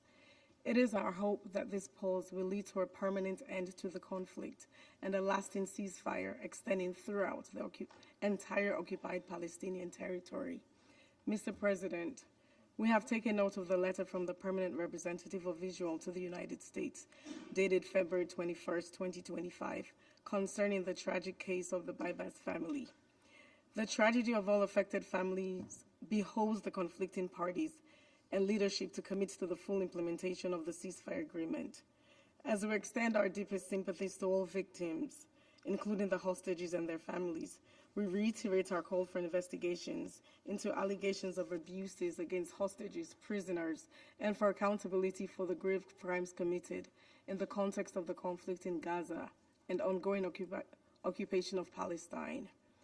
In the context of the release of hostages and prisoners, we recognize the critical role of the International Committee of the Red Cross. We also commend the humanitarian workers on the ground who are providing urgent assistance to the thousands of civilians returning to rebuild their homes. Sierra Leone, however, remains concerned by the operational and administrative challenges faced by UNRWA as it strives to meet the needs of the population in the occupied Palestinian territory.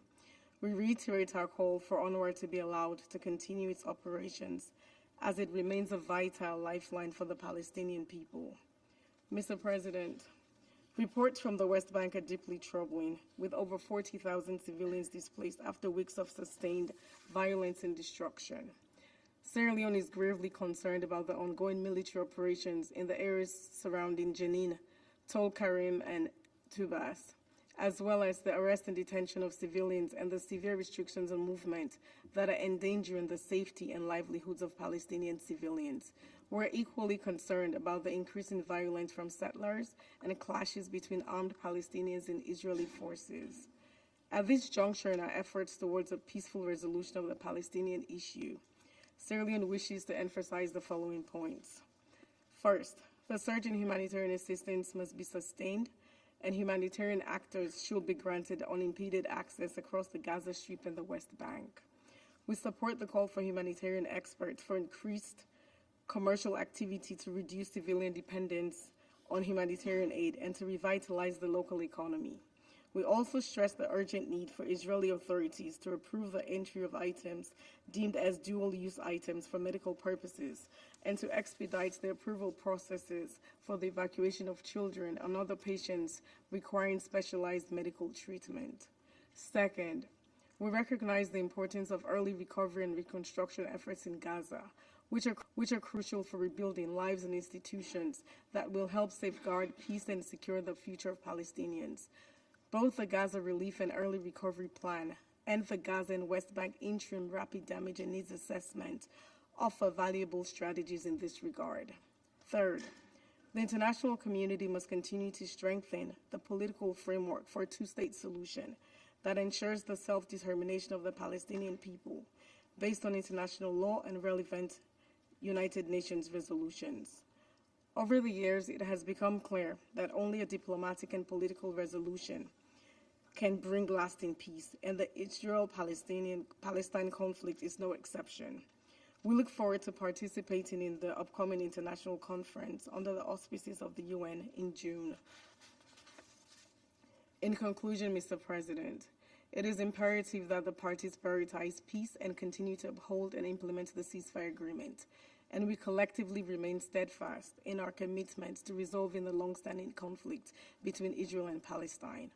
Only through sustained dialogue, adherence to international law, and a collective will to achieve a peaceful resolution can we ensure a future of security, dignity for both Israel and Palestine, and self-determination for the Palestinian people.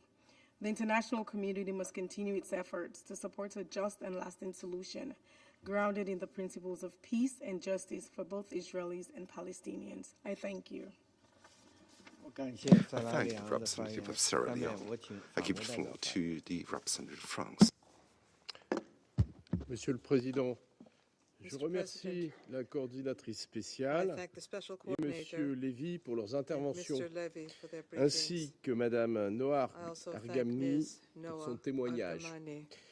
La France a suivi avec beaucoup d'émotion le retour en Israël des dépouilles de Shiri Bibas, de ses deux enfants Ariel et Kfir et d'Odette Lifshitz, et exprime les plus sincères condoléances à leurs familles et à leurs proches. Nous avons été très choqués d'apprendre que le Hamas n'avait initialement pas restitué le corps de Shiri Bibas à ses proches. Il s'agit d'un acte inqualifiable. La France réaffirme sa solidarité avec les familles de tous les otages. Nous avons une pensée particulière pour les proches de notre compatriote Ohad Yahalomi, toujours retenu. We are thinking in particular of the loved ones of our compatriot Ohad Yahalomi, who is still being detained, and we stand with the Israeli people following the barbaric terrorist attacks committed by Hamas on the 7th of October 2023, which we have condemned. This is the worst anti-Semitic attack and massacre since the Shoah.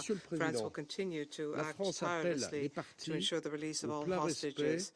The maintenance of a ceasefire is essential. France calls on the parties to fully respect the ceasefire agreement after many months of shelling and civilian victims in L'afflux d'aide humanitaire doit s'intensifier. Discussions on the extension must begin and the flow of humanitarian aid must be ramped up and the displaced must be able to return home. France supports the efforts of the US, Qatar and Egypt to facilitate talks. In support of the ceasefire, France has deployed specialized personnel to the Rafah crossing point within the framework of UBAM Rafah.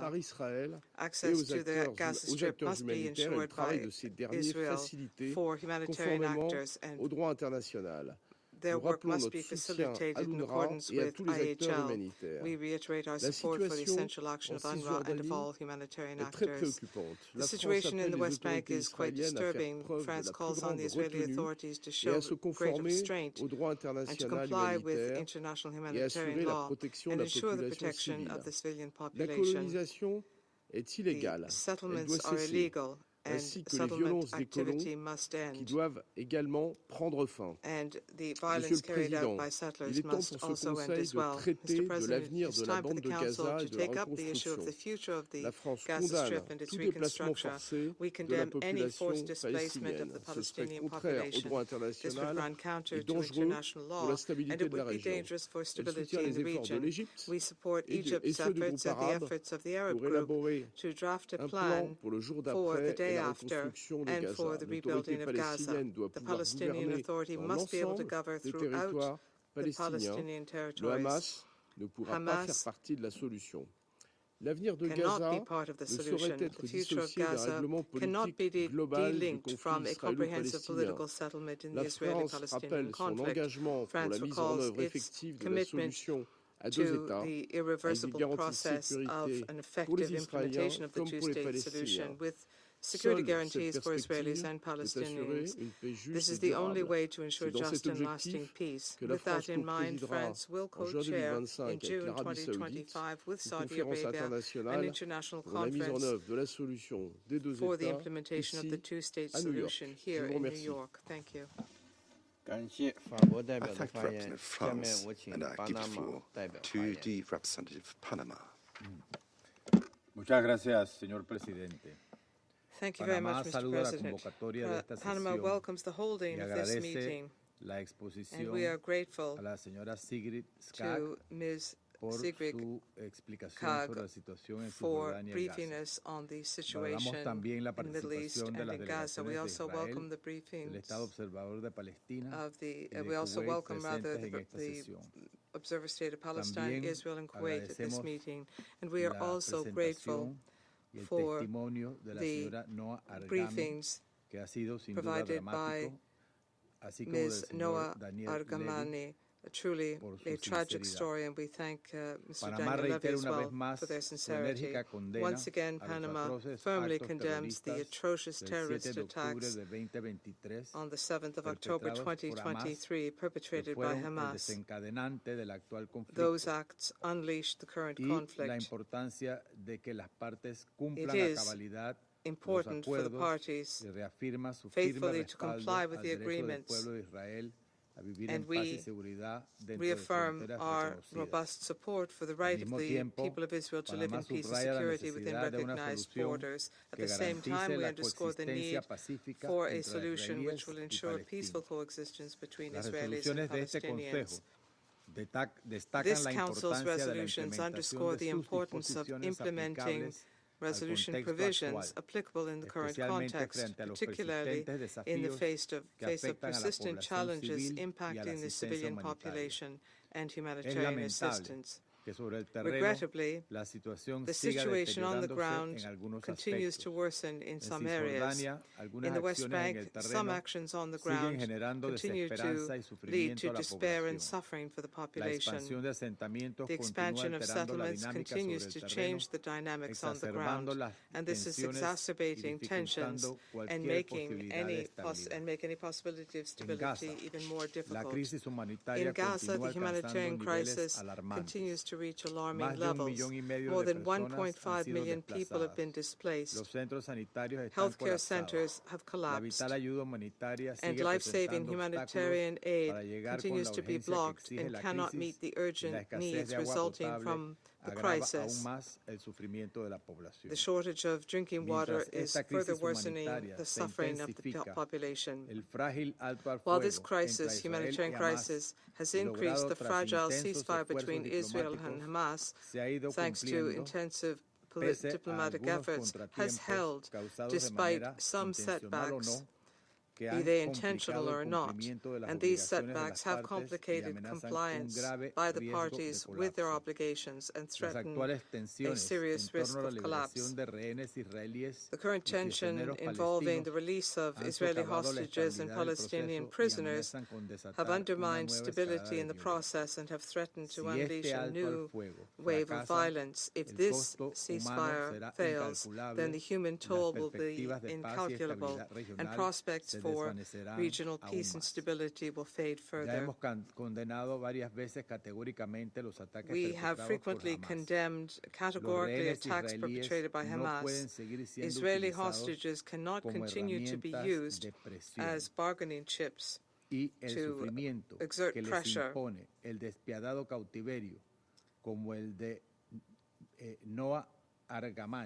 The testimony that we've had from Noa Argamani here, it was a very moving testimony of her own personal experience. Such tragedies are unjustifiable. We thank her for her courage and the wisdom of her message. Hostages cannot be used as leverage in negotiations without any guarantees. Kidnapping, the display of them and using them as propaganda are a serious violation of IHL and must cease immediately. There's no justification, nor is there any context which allows them to be exploited in such a way. Panama underscores that trust must be built through political will and concrete actions and not through threats, and we urge the parties in the conflict to continue to promote diplomatic solutions to ensure the implementation of the agreements that have been reached, and so that sustainable peace can be achieved and urgent reconstruction can begin so that we can restore trust. The cessation of hostilities alone will not resolve uncertainties about the future of Gaza, where humanitarian and institutional devastation require rebuilding and effective governance for lasting stability. The international community must go beyond ending violence and must address the conditions that have led to a prolongation of conflict. Mr. President, entire generations of Israelis and Palestinians have grown up under the shadow of violence, and children, rather than learning in school, have had to survive and have seen their childhoods cut short as a result of this never-ending conflict. Hundreds of thousands of lives have been taken away. These are not mere figures, not cold statistics. These are people with names, with pasts, with dreams that they will never fulfill, with families who mourn them and families who will be marked by the empty space they have left. Their deaths cannot be seen as an inevitable consequence of the conflict. Every one of them reminds us of the urgent need to find a solution to put an end to this suffering. And to those who have survived, who today live in the rubble of what they used to call home, as well as those who have been released after months of captivity, all of them deserve something basic: dignity. Thank you. I thank the representative of Panama. I should now give the floor to the representative of the United States. Thank you, Mr. President. Thank you, Special Coordinator Sigrid Kaag and Daniel Levy, for your briefings.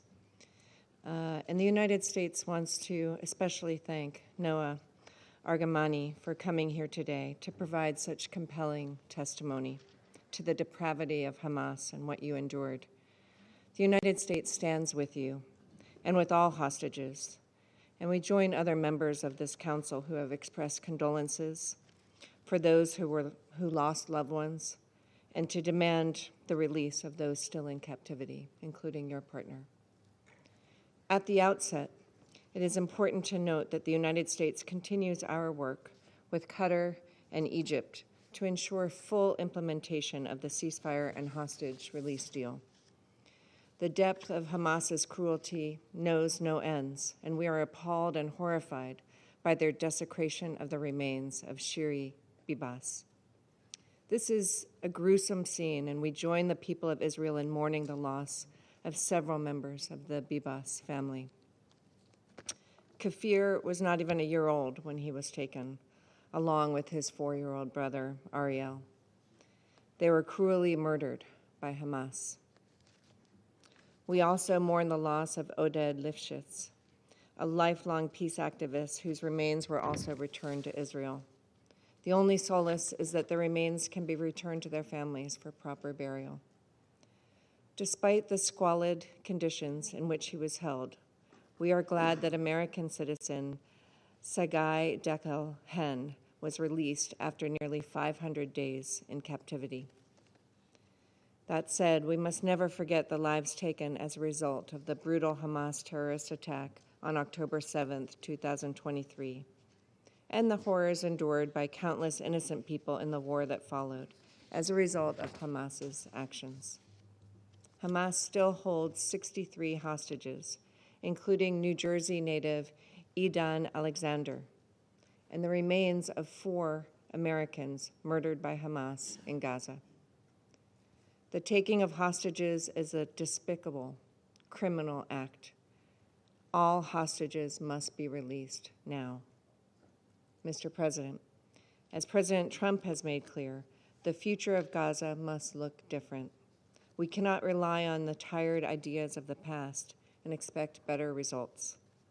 Bold thinking is needed to avoid ending up in the exact same place, death, destruction, and instability, which is untenable for Israelis, Palestinians, and the region. We have seen Hamas cynically weaponize the suffering of Palestinians by using civilian infrastructure to store caches of weapons, house fighters, and coordinate attacks. As long as Hamas stands as a force that can govern, or as a force that can administer, or as a force that can threaten by use of violence, peace becomes impossible. Hamas must be eliminated. It must be eradicated. Any plan for reconstruction in Gaza must ensure Hamas is fully removed from power and held accountable for its October 7th terrorist massacre. We look forward to a plan from our Arab partners on the future of Gaza that reflects this vision. Mr. President, as Israel continues to balance its safety and security requirements, we recognize its efforts to facilitate the delivery of humanitarian aid to the people of Gaza. We urge countries to support this effort through additional funding to scale up much-needed aid. The United States reiterates, UNRWA is not and never has been the only option for providing humanitarian assistance in Gaza.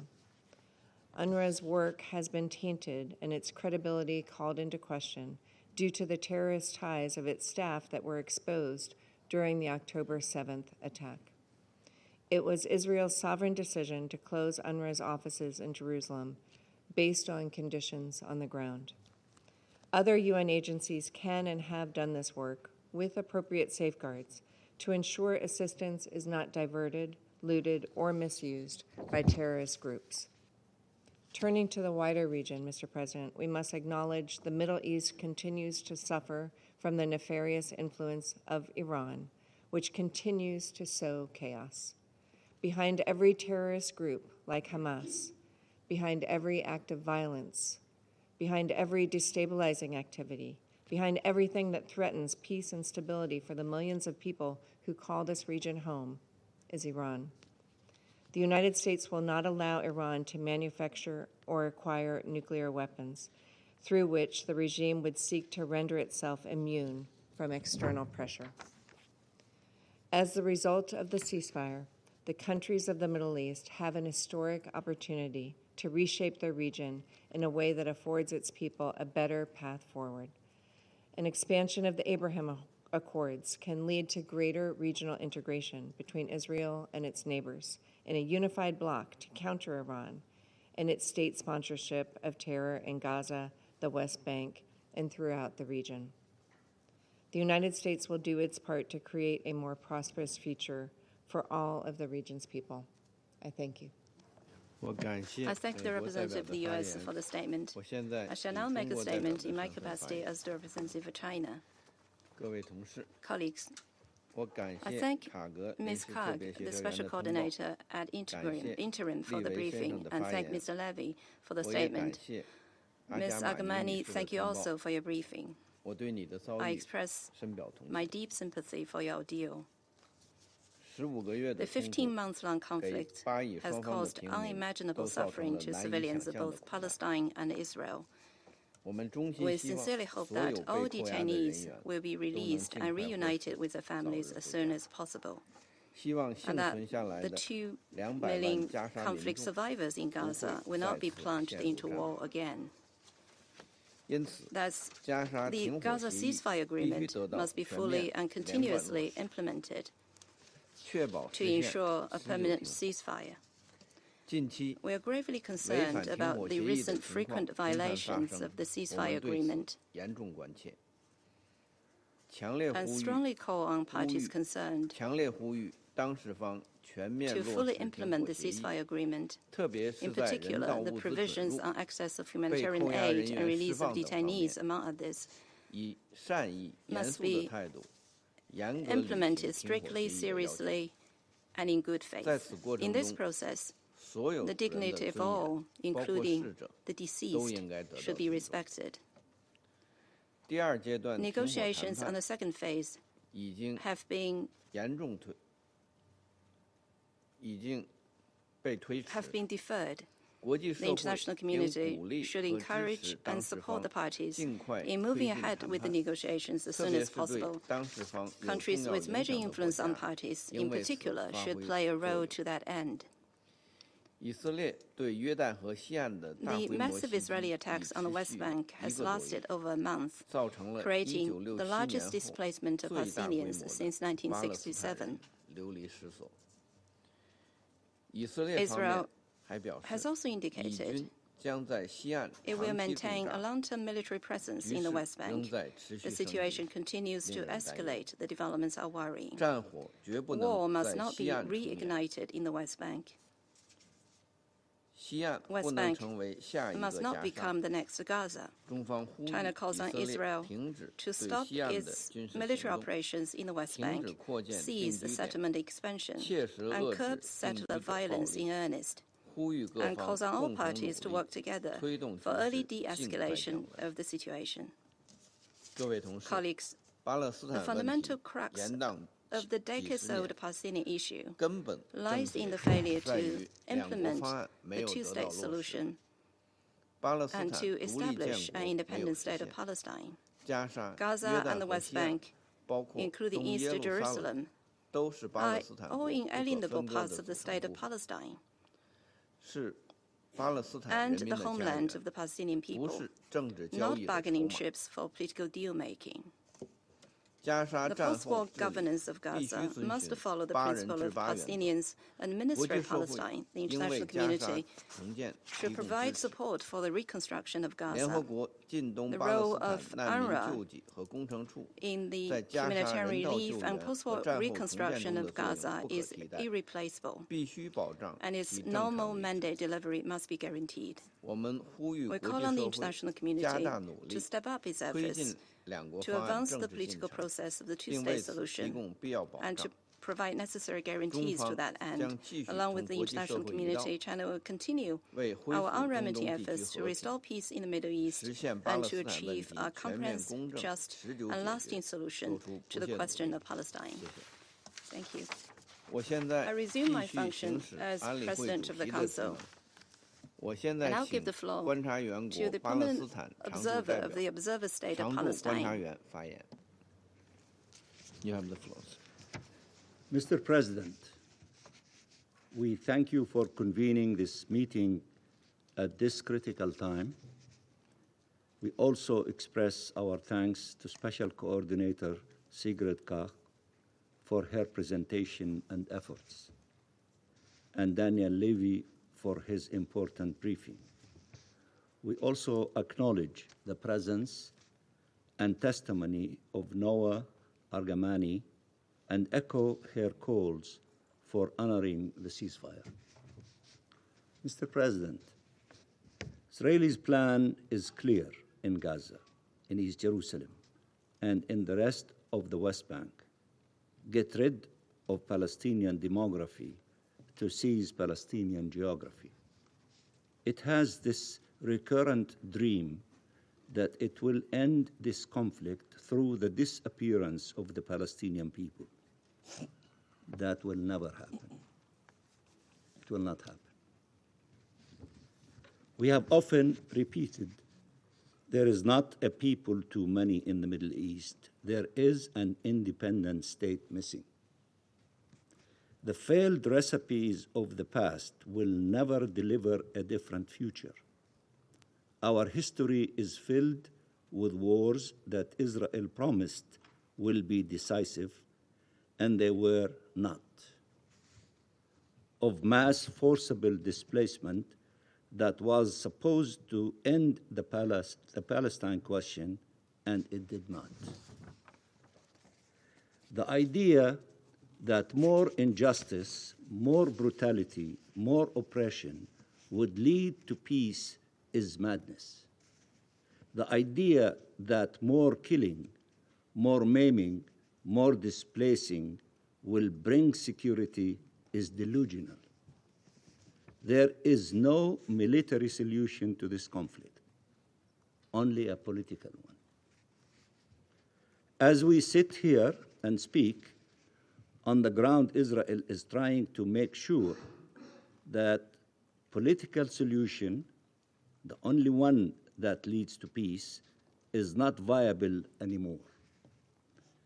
It is destroying the two-state solution in the hope to make its unlawful annexation of Palestinian land permanent.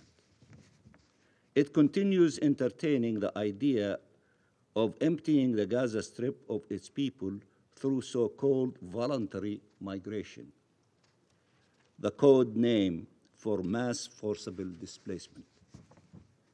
It is conducting a large-scale military assault against the Palestinian people in the West Bank, notably against refugee camps, which has led to the largest displacement of Palestinian population there since 1967, with over 40,000 Palestinians displaced, and now stating it will not allow their return and intends to stay there for a year.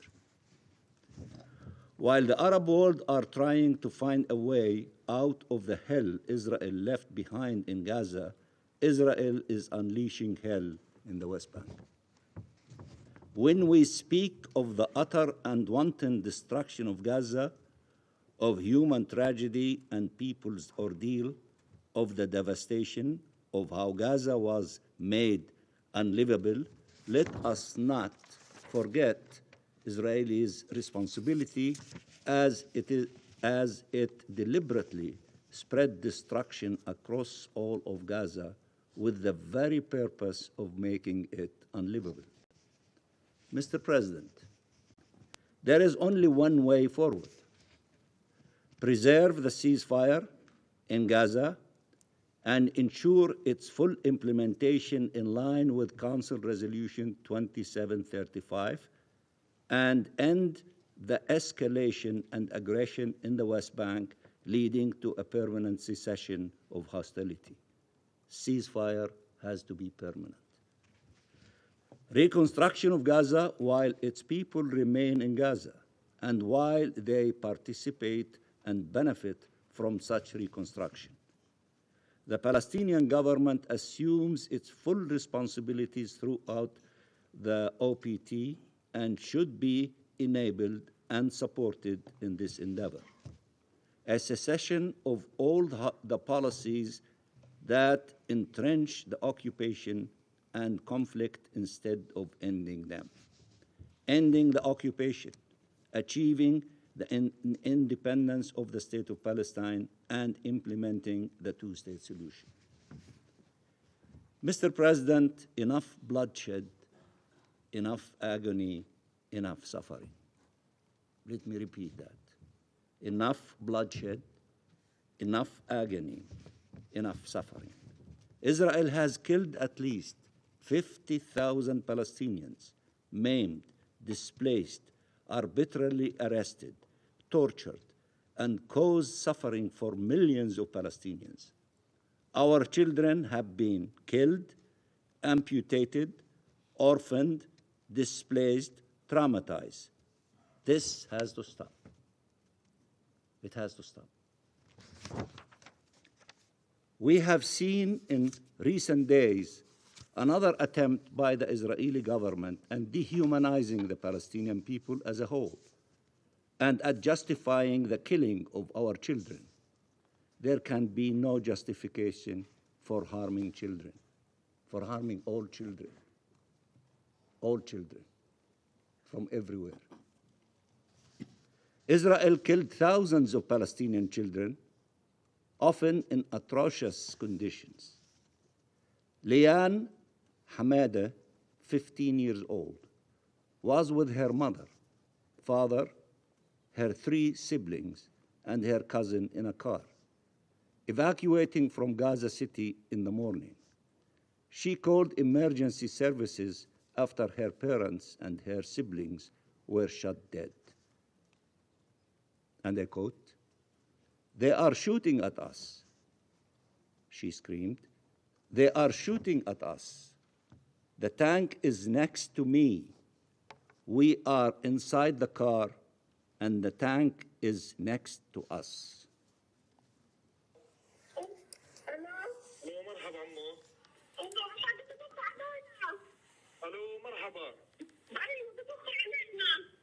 الدبابة جنبي. انتوا متخبيين؟ في السيارة احنا جنبينا الدبابة. انتوا جوا السيارة؟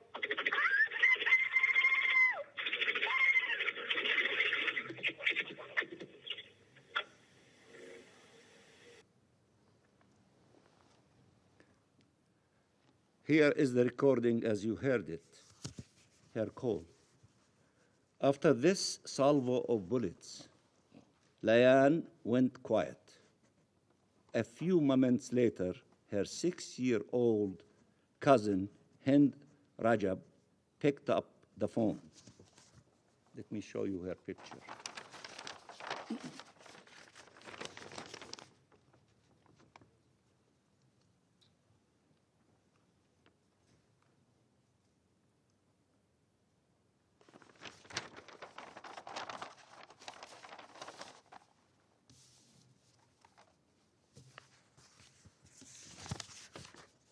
She said to the dispatcher, "They are dead. I am in the car. The tank is next to me. It is moving. It is very, very close and moving. Talk to me. When someone can you hang up? Please come take me, please. It's almost night. The night is approaching. I am scared. Please come, take me." Listen to the voice of Hind Rajab and imagine her agony and the agony of her family and of thousands upon thousands of Palestinian families. ميتين؟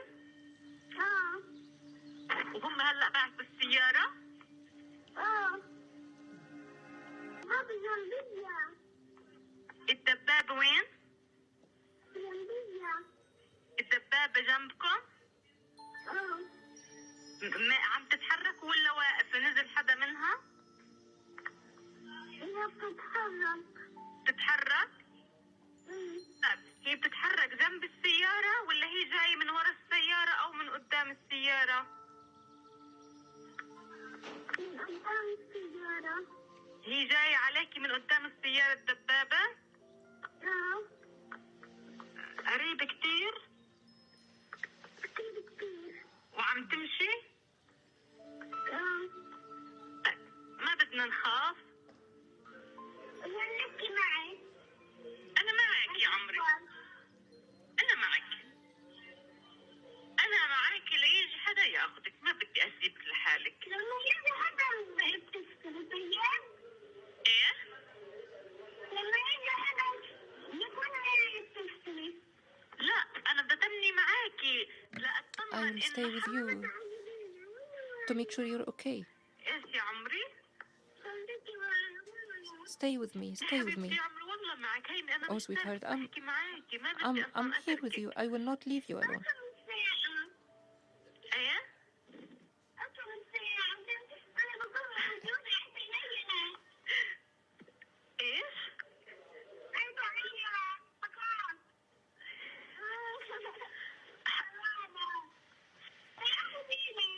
Come take me.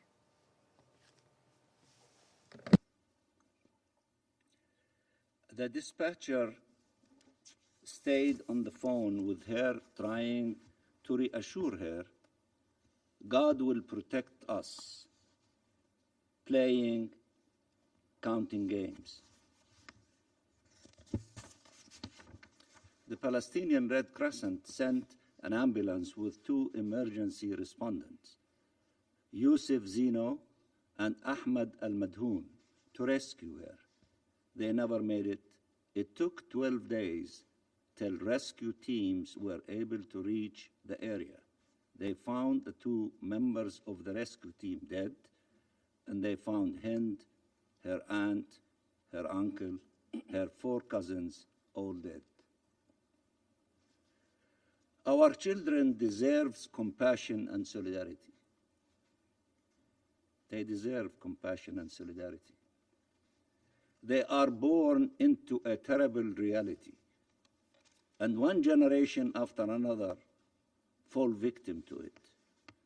They are not less deserving of your outrage for their killing and their inhumane treatment. All families are entitled to dignified burial of their loved ones, all of them. And as you assert this principle, remember the images of Palestinian mothers and fathers collecting what remained of the bodies of their children in plastic bags, or carrying their corpses while being displaced for miles. Remember the thousands that remained under the rubble because we were not allowed to rescue them. Remember the hundreds of Palestinians' corpses still detained by Israel. When Israel decides to delay the release of hundreds of prisoners, including women and children, that is collective punishment. Israel has abducted thousands of civilians, and they were subjected to inhumane treatment and then released or disappeared. Did you see the images of our released prisoners? Often starved, with marks and scars on their bodies. Did you know Israel subjected them to beating before their release, or to humiliating and degrading treatment, and makes them wear clothes with provocative slogans on them and film them? Or these images never made it to you? Have you seen them? I'm sure you did.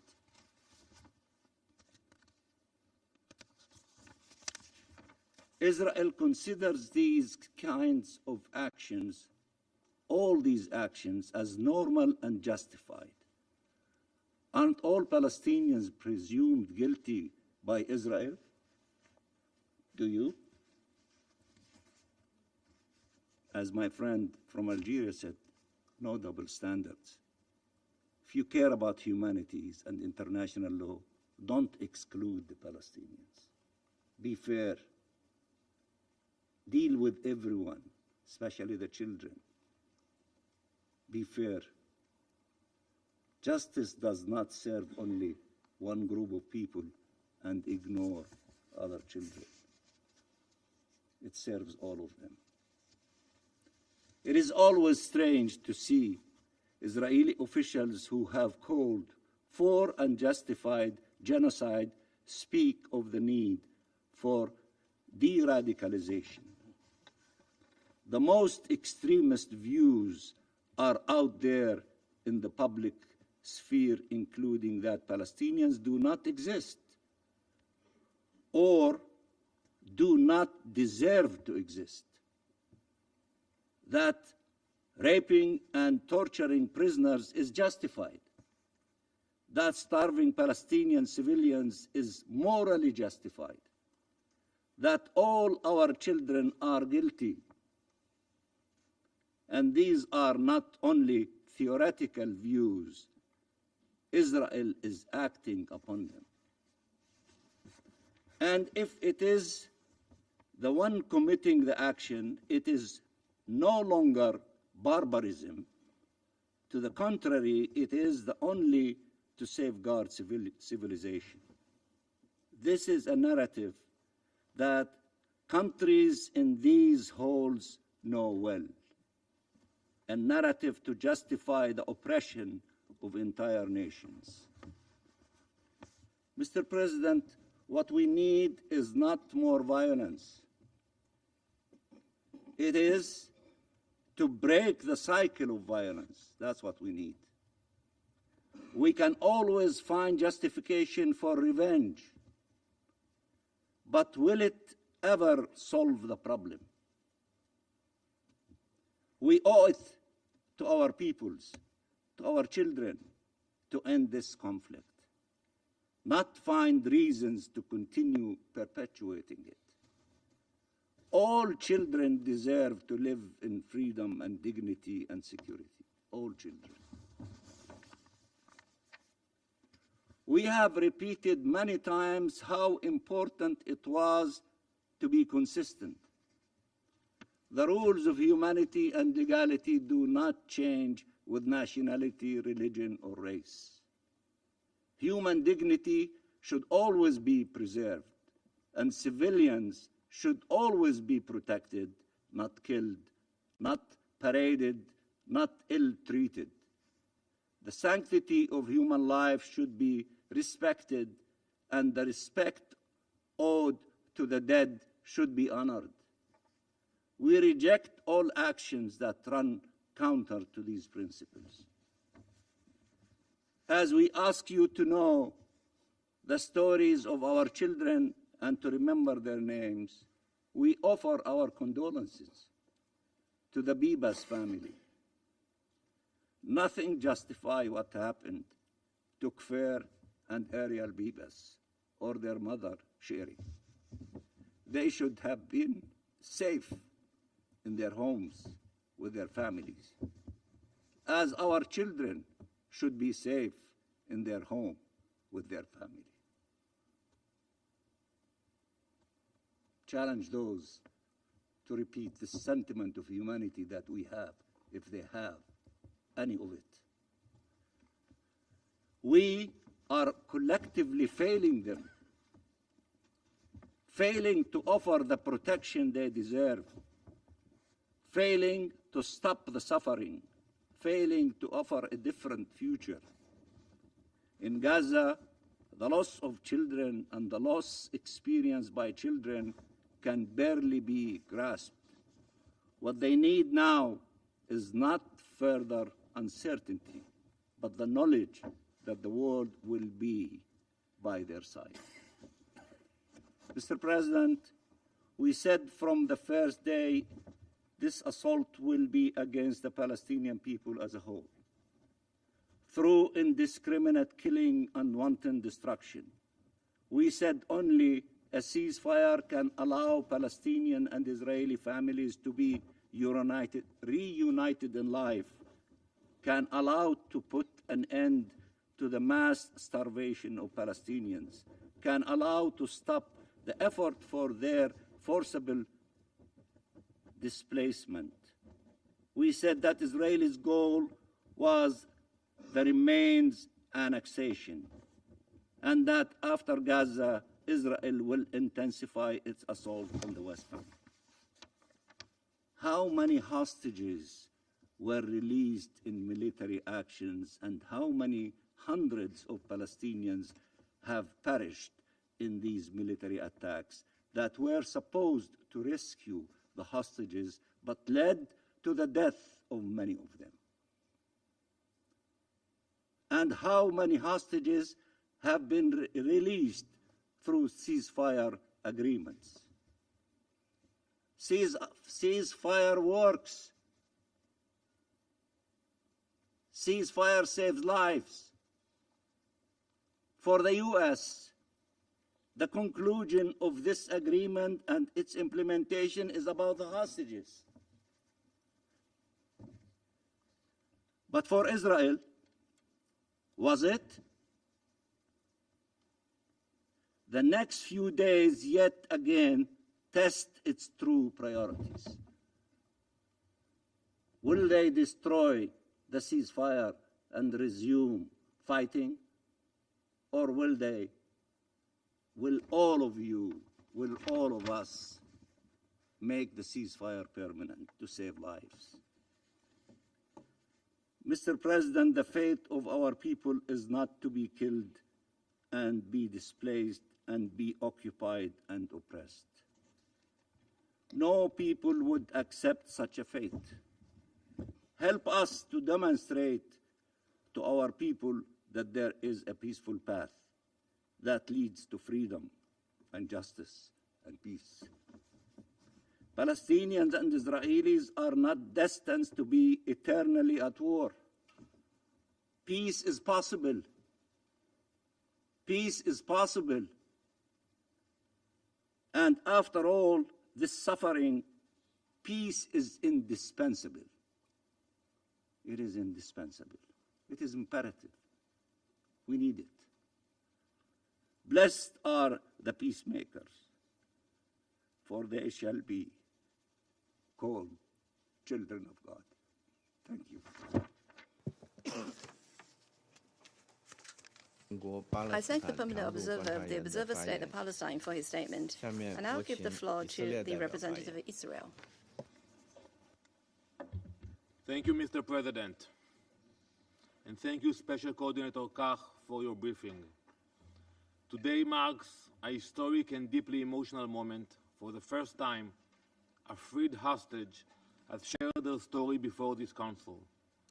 Noa Argamani is not just a witness or a victim of Hamas's cruelty, she is a survivor.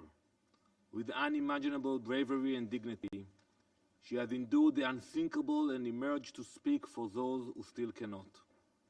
Noa, we are honored by your presence, and we are praying every day for the safe return of your partner, Avinatan Or, and the 62 other hostages who remain in captivity. Noa, we thank you. We thank you for your courage, for your voice, and for speaking here today for those who cannot. But Noa should not have to be here today. She should not have to relive her trauma before this council, nor should she have to remind the world of what Hamas is. And yet, here she is, because for months, so many around the world and on this council have chosen to look away. Colleagues, it is time to finally pass a resolution here in this room to unequivocally condemn Hamas and designate it as a terrorist organization. It should have happened 16 months ago. I appreciated your words, Mr. Mansour, about the Bivas family, but still, you are not capable of saying the word Hamas in your speeches. You are ignoring it. In order to move forward, you have to acknowledge that Hamas will not be part of the equation. If they will be there, all your wishes will be lost.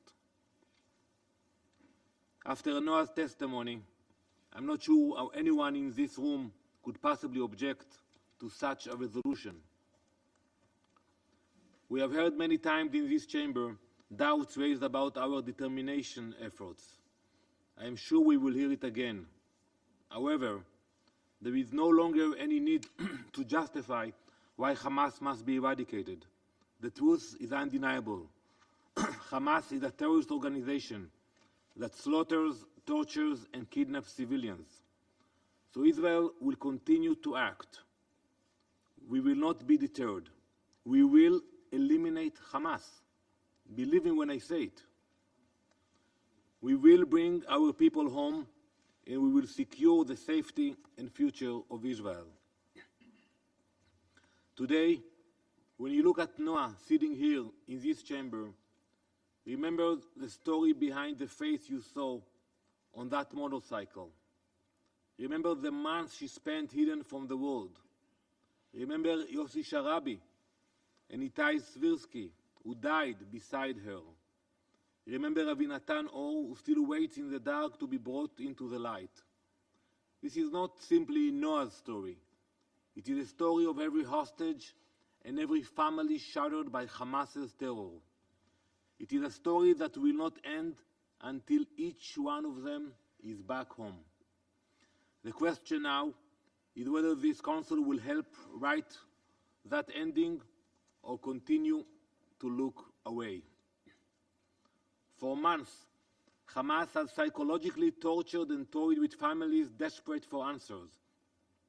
They have released hostage lists at last possible moment, forcing families into a cycle of unbearable uncertainty. They refuse to provide the Red Cross with access to the captives, leaving parents to go to sleep each night not knowing whether their children are dead or alive. And worst of all, they have played with the hostages themselves. You have heard, Noah, forcing them into their despicable theater of cruelty.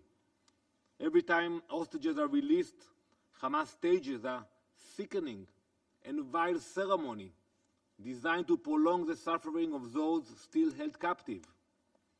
Just this past Saturday, those monsters forced Eviatar David and Guy Gilboa Dalal to watch one of these ceremonies from inside a van that brought them to the site. As they pleaded for their own release, their captors took every opportunity to prolong their suffering. It is not a political strategy. Nowhere has the cruelty been more evident than with the Bibas family. For over 500 days, Israelis and so many around the world, and many of you, have asked yourselves the same question. Is the Bibas family still alive? Those two beautiful boys? Now we know the answer. Hamas didn't just murder Ariel and Kfir. They slaughtered them in the most deprived way imaginable. They didn't shoot Kfir. They didn't shoot Ariel. They killed them with their bare hands. These monsters looked into the eyes of a 9-month-old baby and his 4-year-old brother and strangled, beat, twisted, and shattered them with their hands. One would imagine that there is nothing more sickening than this atrocity. Somehow there is. To hide their crime, they mutilated their tiny bodies to make it seem as though they died in an airstrike. This is Hamas. This is who they are in their souls: child murderers, butchers. And still, this Council hesitates. Still, we hear statements that draw a parallel between Israel and Hamas, as though this is a symmetrical conflict. It's not. On one side, there are families holding on to hope. On the other side, there is an organization that murders infants and holds on to their bodies until it serves a political and propaganda purpose.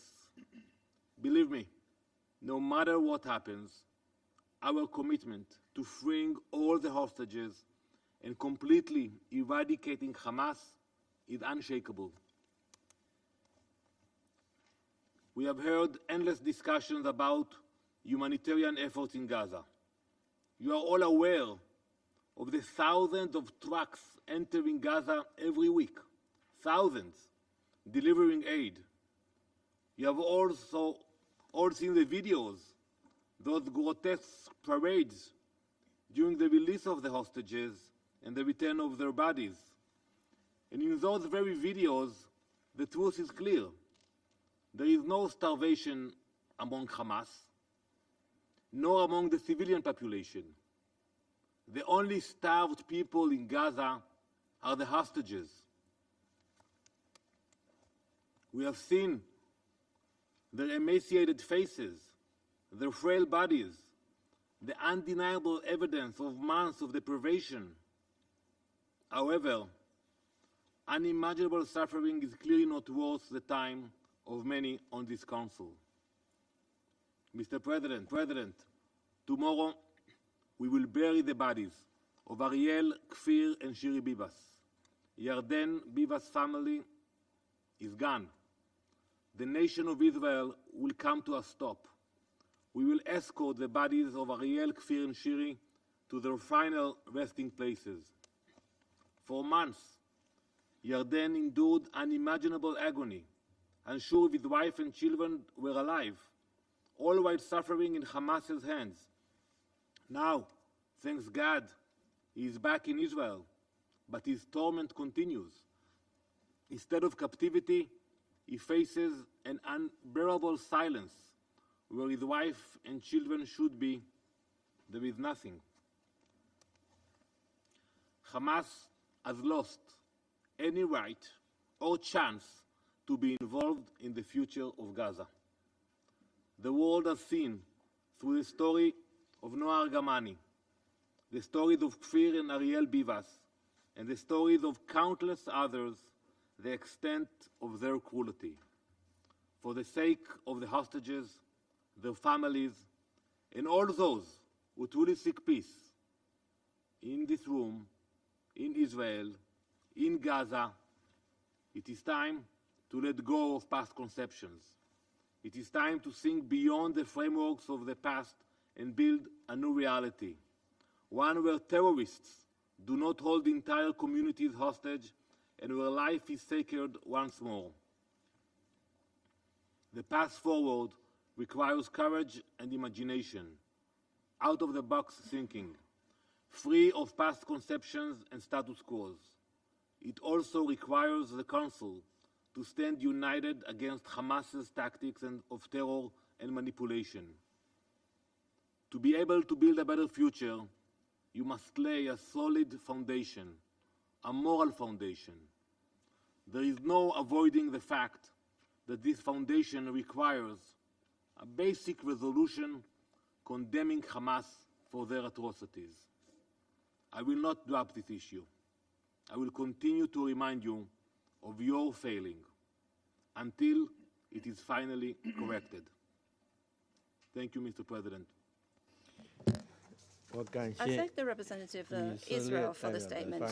And I'll give the floor to the representative of Kuwait.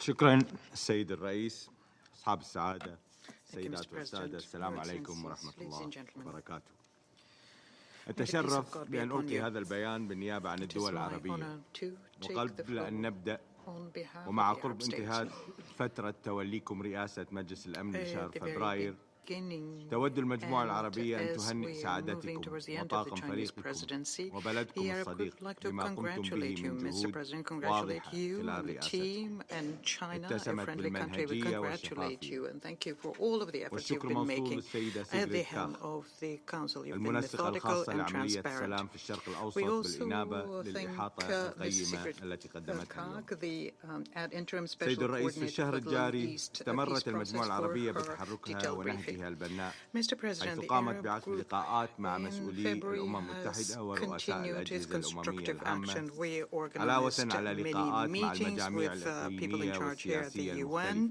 بما في ذلك رئيس مجلس الأمن والذي أحاط بدوره أعضاء مجلس عن فحوى الاجتماع ناقلا المشاغل العربية والرسائل المركزية التي ندفع بها. كان الهدف من هذه الاجتماعات تسليط الضوء على رسائل رئيسية منها الخطر الكبير والعدوان الذي كان يخطئ بالضفة الغربية وفي الشمال تحديدا ولقد رأيتم جميعا ما ألم بأهل الضفة الغربية في اليومين الماضيين فقد وقع ما كنا نحذر منه أمام مرأى المجتمع الدولي بأسره إن ما نشهده في الضفة الغربية تصعيد غير منذ ما يزيد عن العقدين الماضيين من الزمن والمتمثل بدخول إسرائيل القوة القائمة بالاحتلال بجيشها ودباباتها إلى الضفة continues through its army, its tanks, continues with incursions and attacks in the West Bank. It's despicable what is happening. The goal is to force all of the Palestinians to move away from their territory. This unjustified attack, and which runs counter to all of that we have in the international law, including the IHL and the United Nations Charter, cost the lives of dozens of Palestinians, forcing 40,000 others to be displaced. But that wasn't enough. The Minister of Defense of the occupying power declared that the Israelis will remain in their sites in the West Bank throughout 2025. The Arab states reaffirmed the need to put an end to the Israeli settlements, which was already rejected by the international community. We reiterate our position, which rejects any and all attempt to have a first displacement of Palestinians. This would be a war crime under the international conventions, and in particular under Article 49 of the Fourth Geneva Convention of 1949, which prohibits a forced transfer of civilians and occupied territories where they need to be protected. Furthermore, we insist on the need for the international community to undertake effective measures so as to guarantee that the Palestinian people can remain in their territory and enjoy all of its legitimate rights. We call on the international community to play a more active role so as to put an end to an aggression in the West Bank, and also to put an end to all of the attacks on the holy sites, both Christian and Muslim sites in Al-Quds Sharif. The actions by Israel show that Israel is not trying to return to calm. They're trying to undermine the ceasefire agreement in Gaza through a brutal escalation in the West Bank. In this context, the member states, do they still have any doubt remaining about the manipulation by the occupying entity, which is not honoring its commitments and trying to undermine any possibility to get to peace, so that the occupying entity continues its crime of genocide against Palestinians? Will the Security Council remain silent while its serious violations continue, their war crimes and crimes against humanity? Are you waiting for a repetition of this, that this tragedy triggered by the occupying entity repeats in Gaza? Or will the Security Council get out of its lethargy after the death of tens of thousands of Palestinians? Mr. President, the Arab group firmly rejects any form of forced transfer or displacement of the brotherly Palestinian people from their territory or their historic lands. We also reject any attempts to make states in the region bear the consequences of such displacement. We denounce, in particular, what the Hashemite Kingdom of Jordan was exposed to, and the Arab Republic of Egypt and the Kingdom of Saudi Arabia in the wake of attempts to do this with the Palestinian people.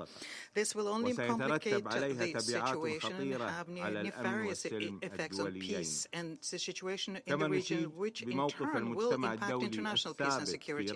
We welcome the position of the international community when they firmly reject such appeals which run counter to international legality. If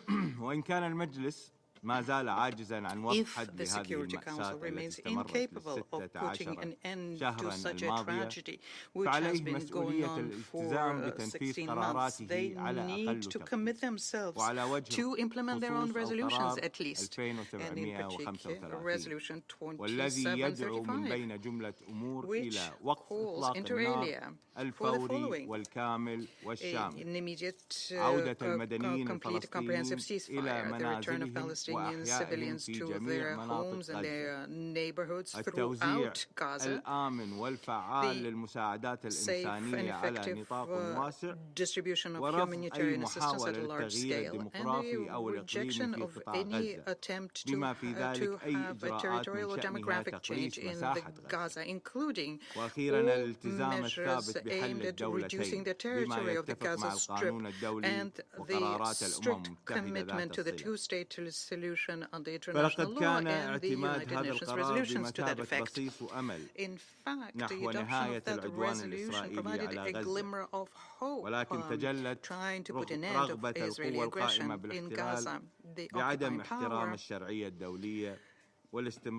disregards international legality and continues creating obstacles everywhere it can to peace and to the end of the aggression. Mr. President, the action by Israel, the occupying power, undermines the ceasefire, makes it more fragile. In fact, Israel has no respect for the efforts made by major efforts made by Qatar, by Egypt, and the United States trying to arrive at this agreement. Let's recall that the main goal of the ceasefire agreement was to have a lasting and permanent ceasefire, creating a political horizon so as to implement the two-state solution. There will not be peace without a two-state solution under international legalities in all of its pillars. In this context, and together with the entire international community, we need to take place an international conference, a high-level conference, which will take place at the General Assembly in June 2025. Under the presidency of Saudi Arabia and France, and we call upon all member states to participate in this at the highest level and to do so actively.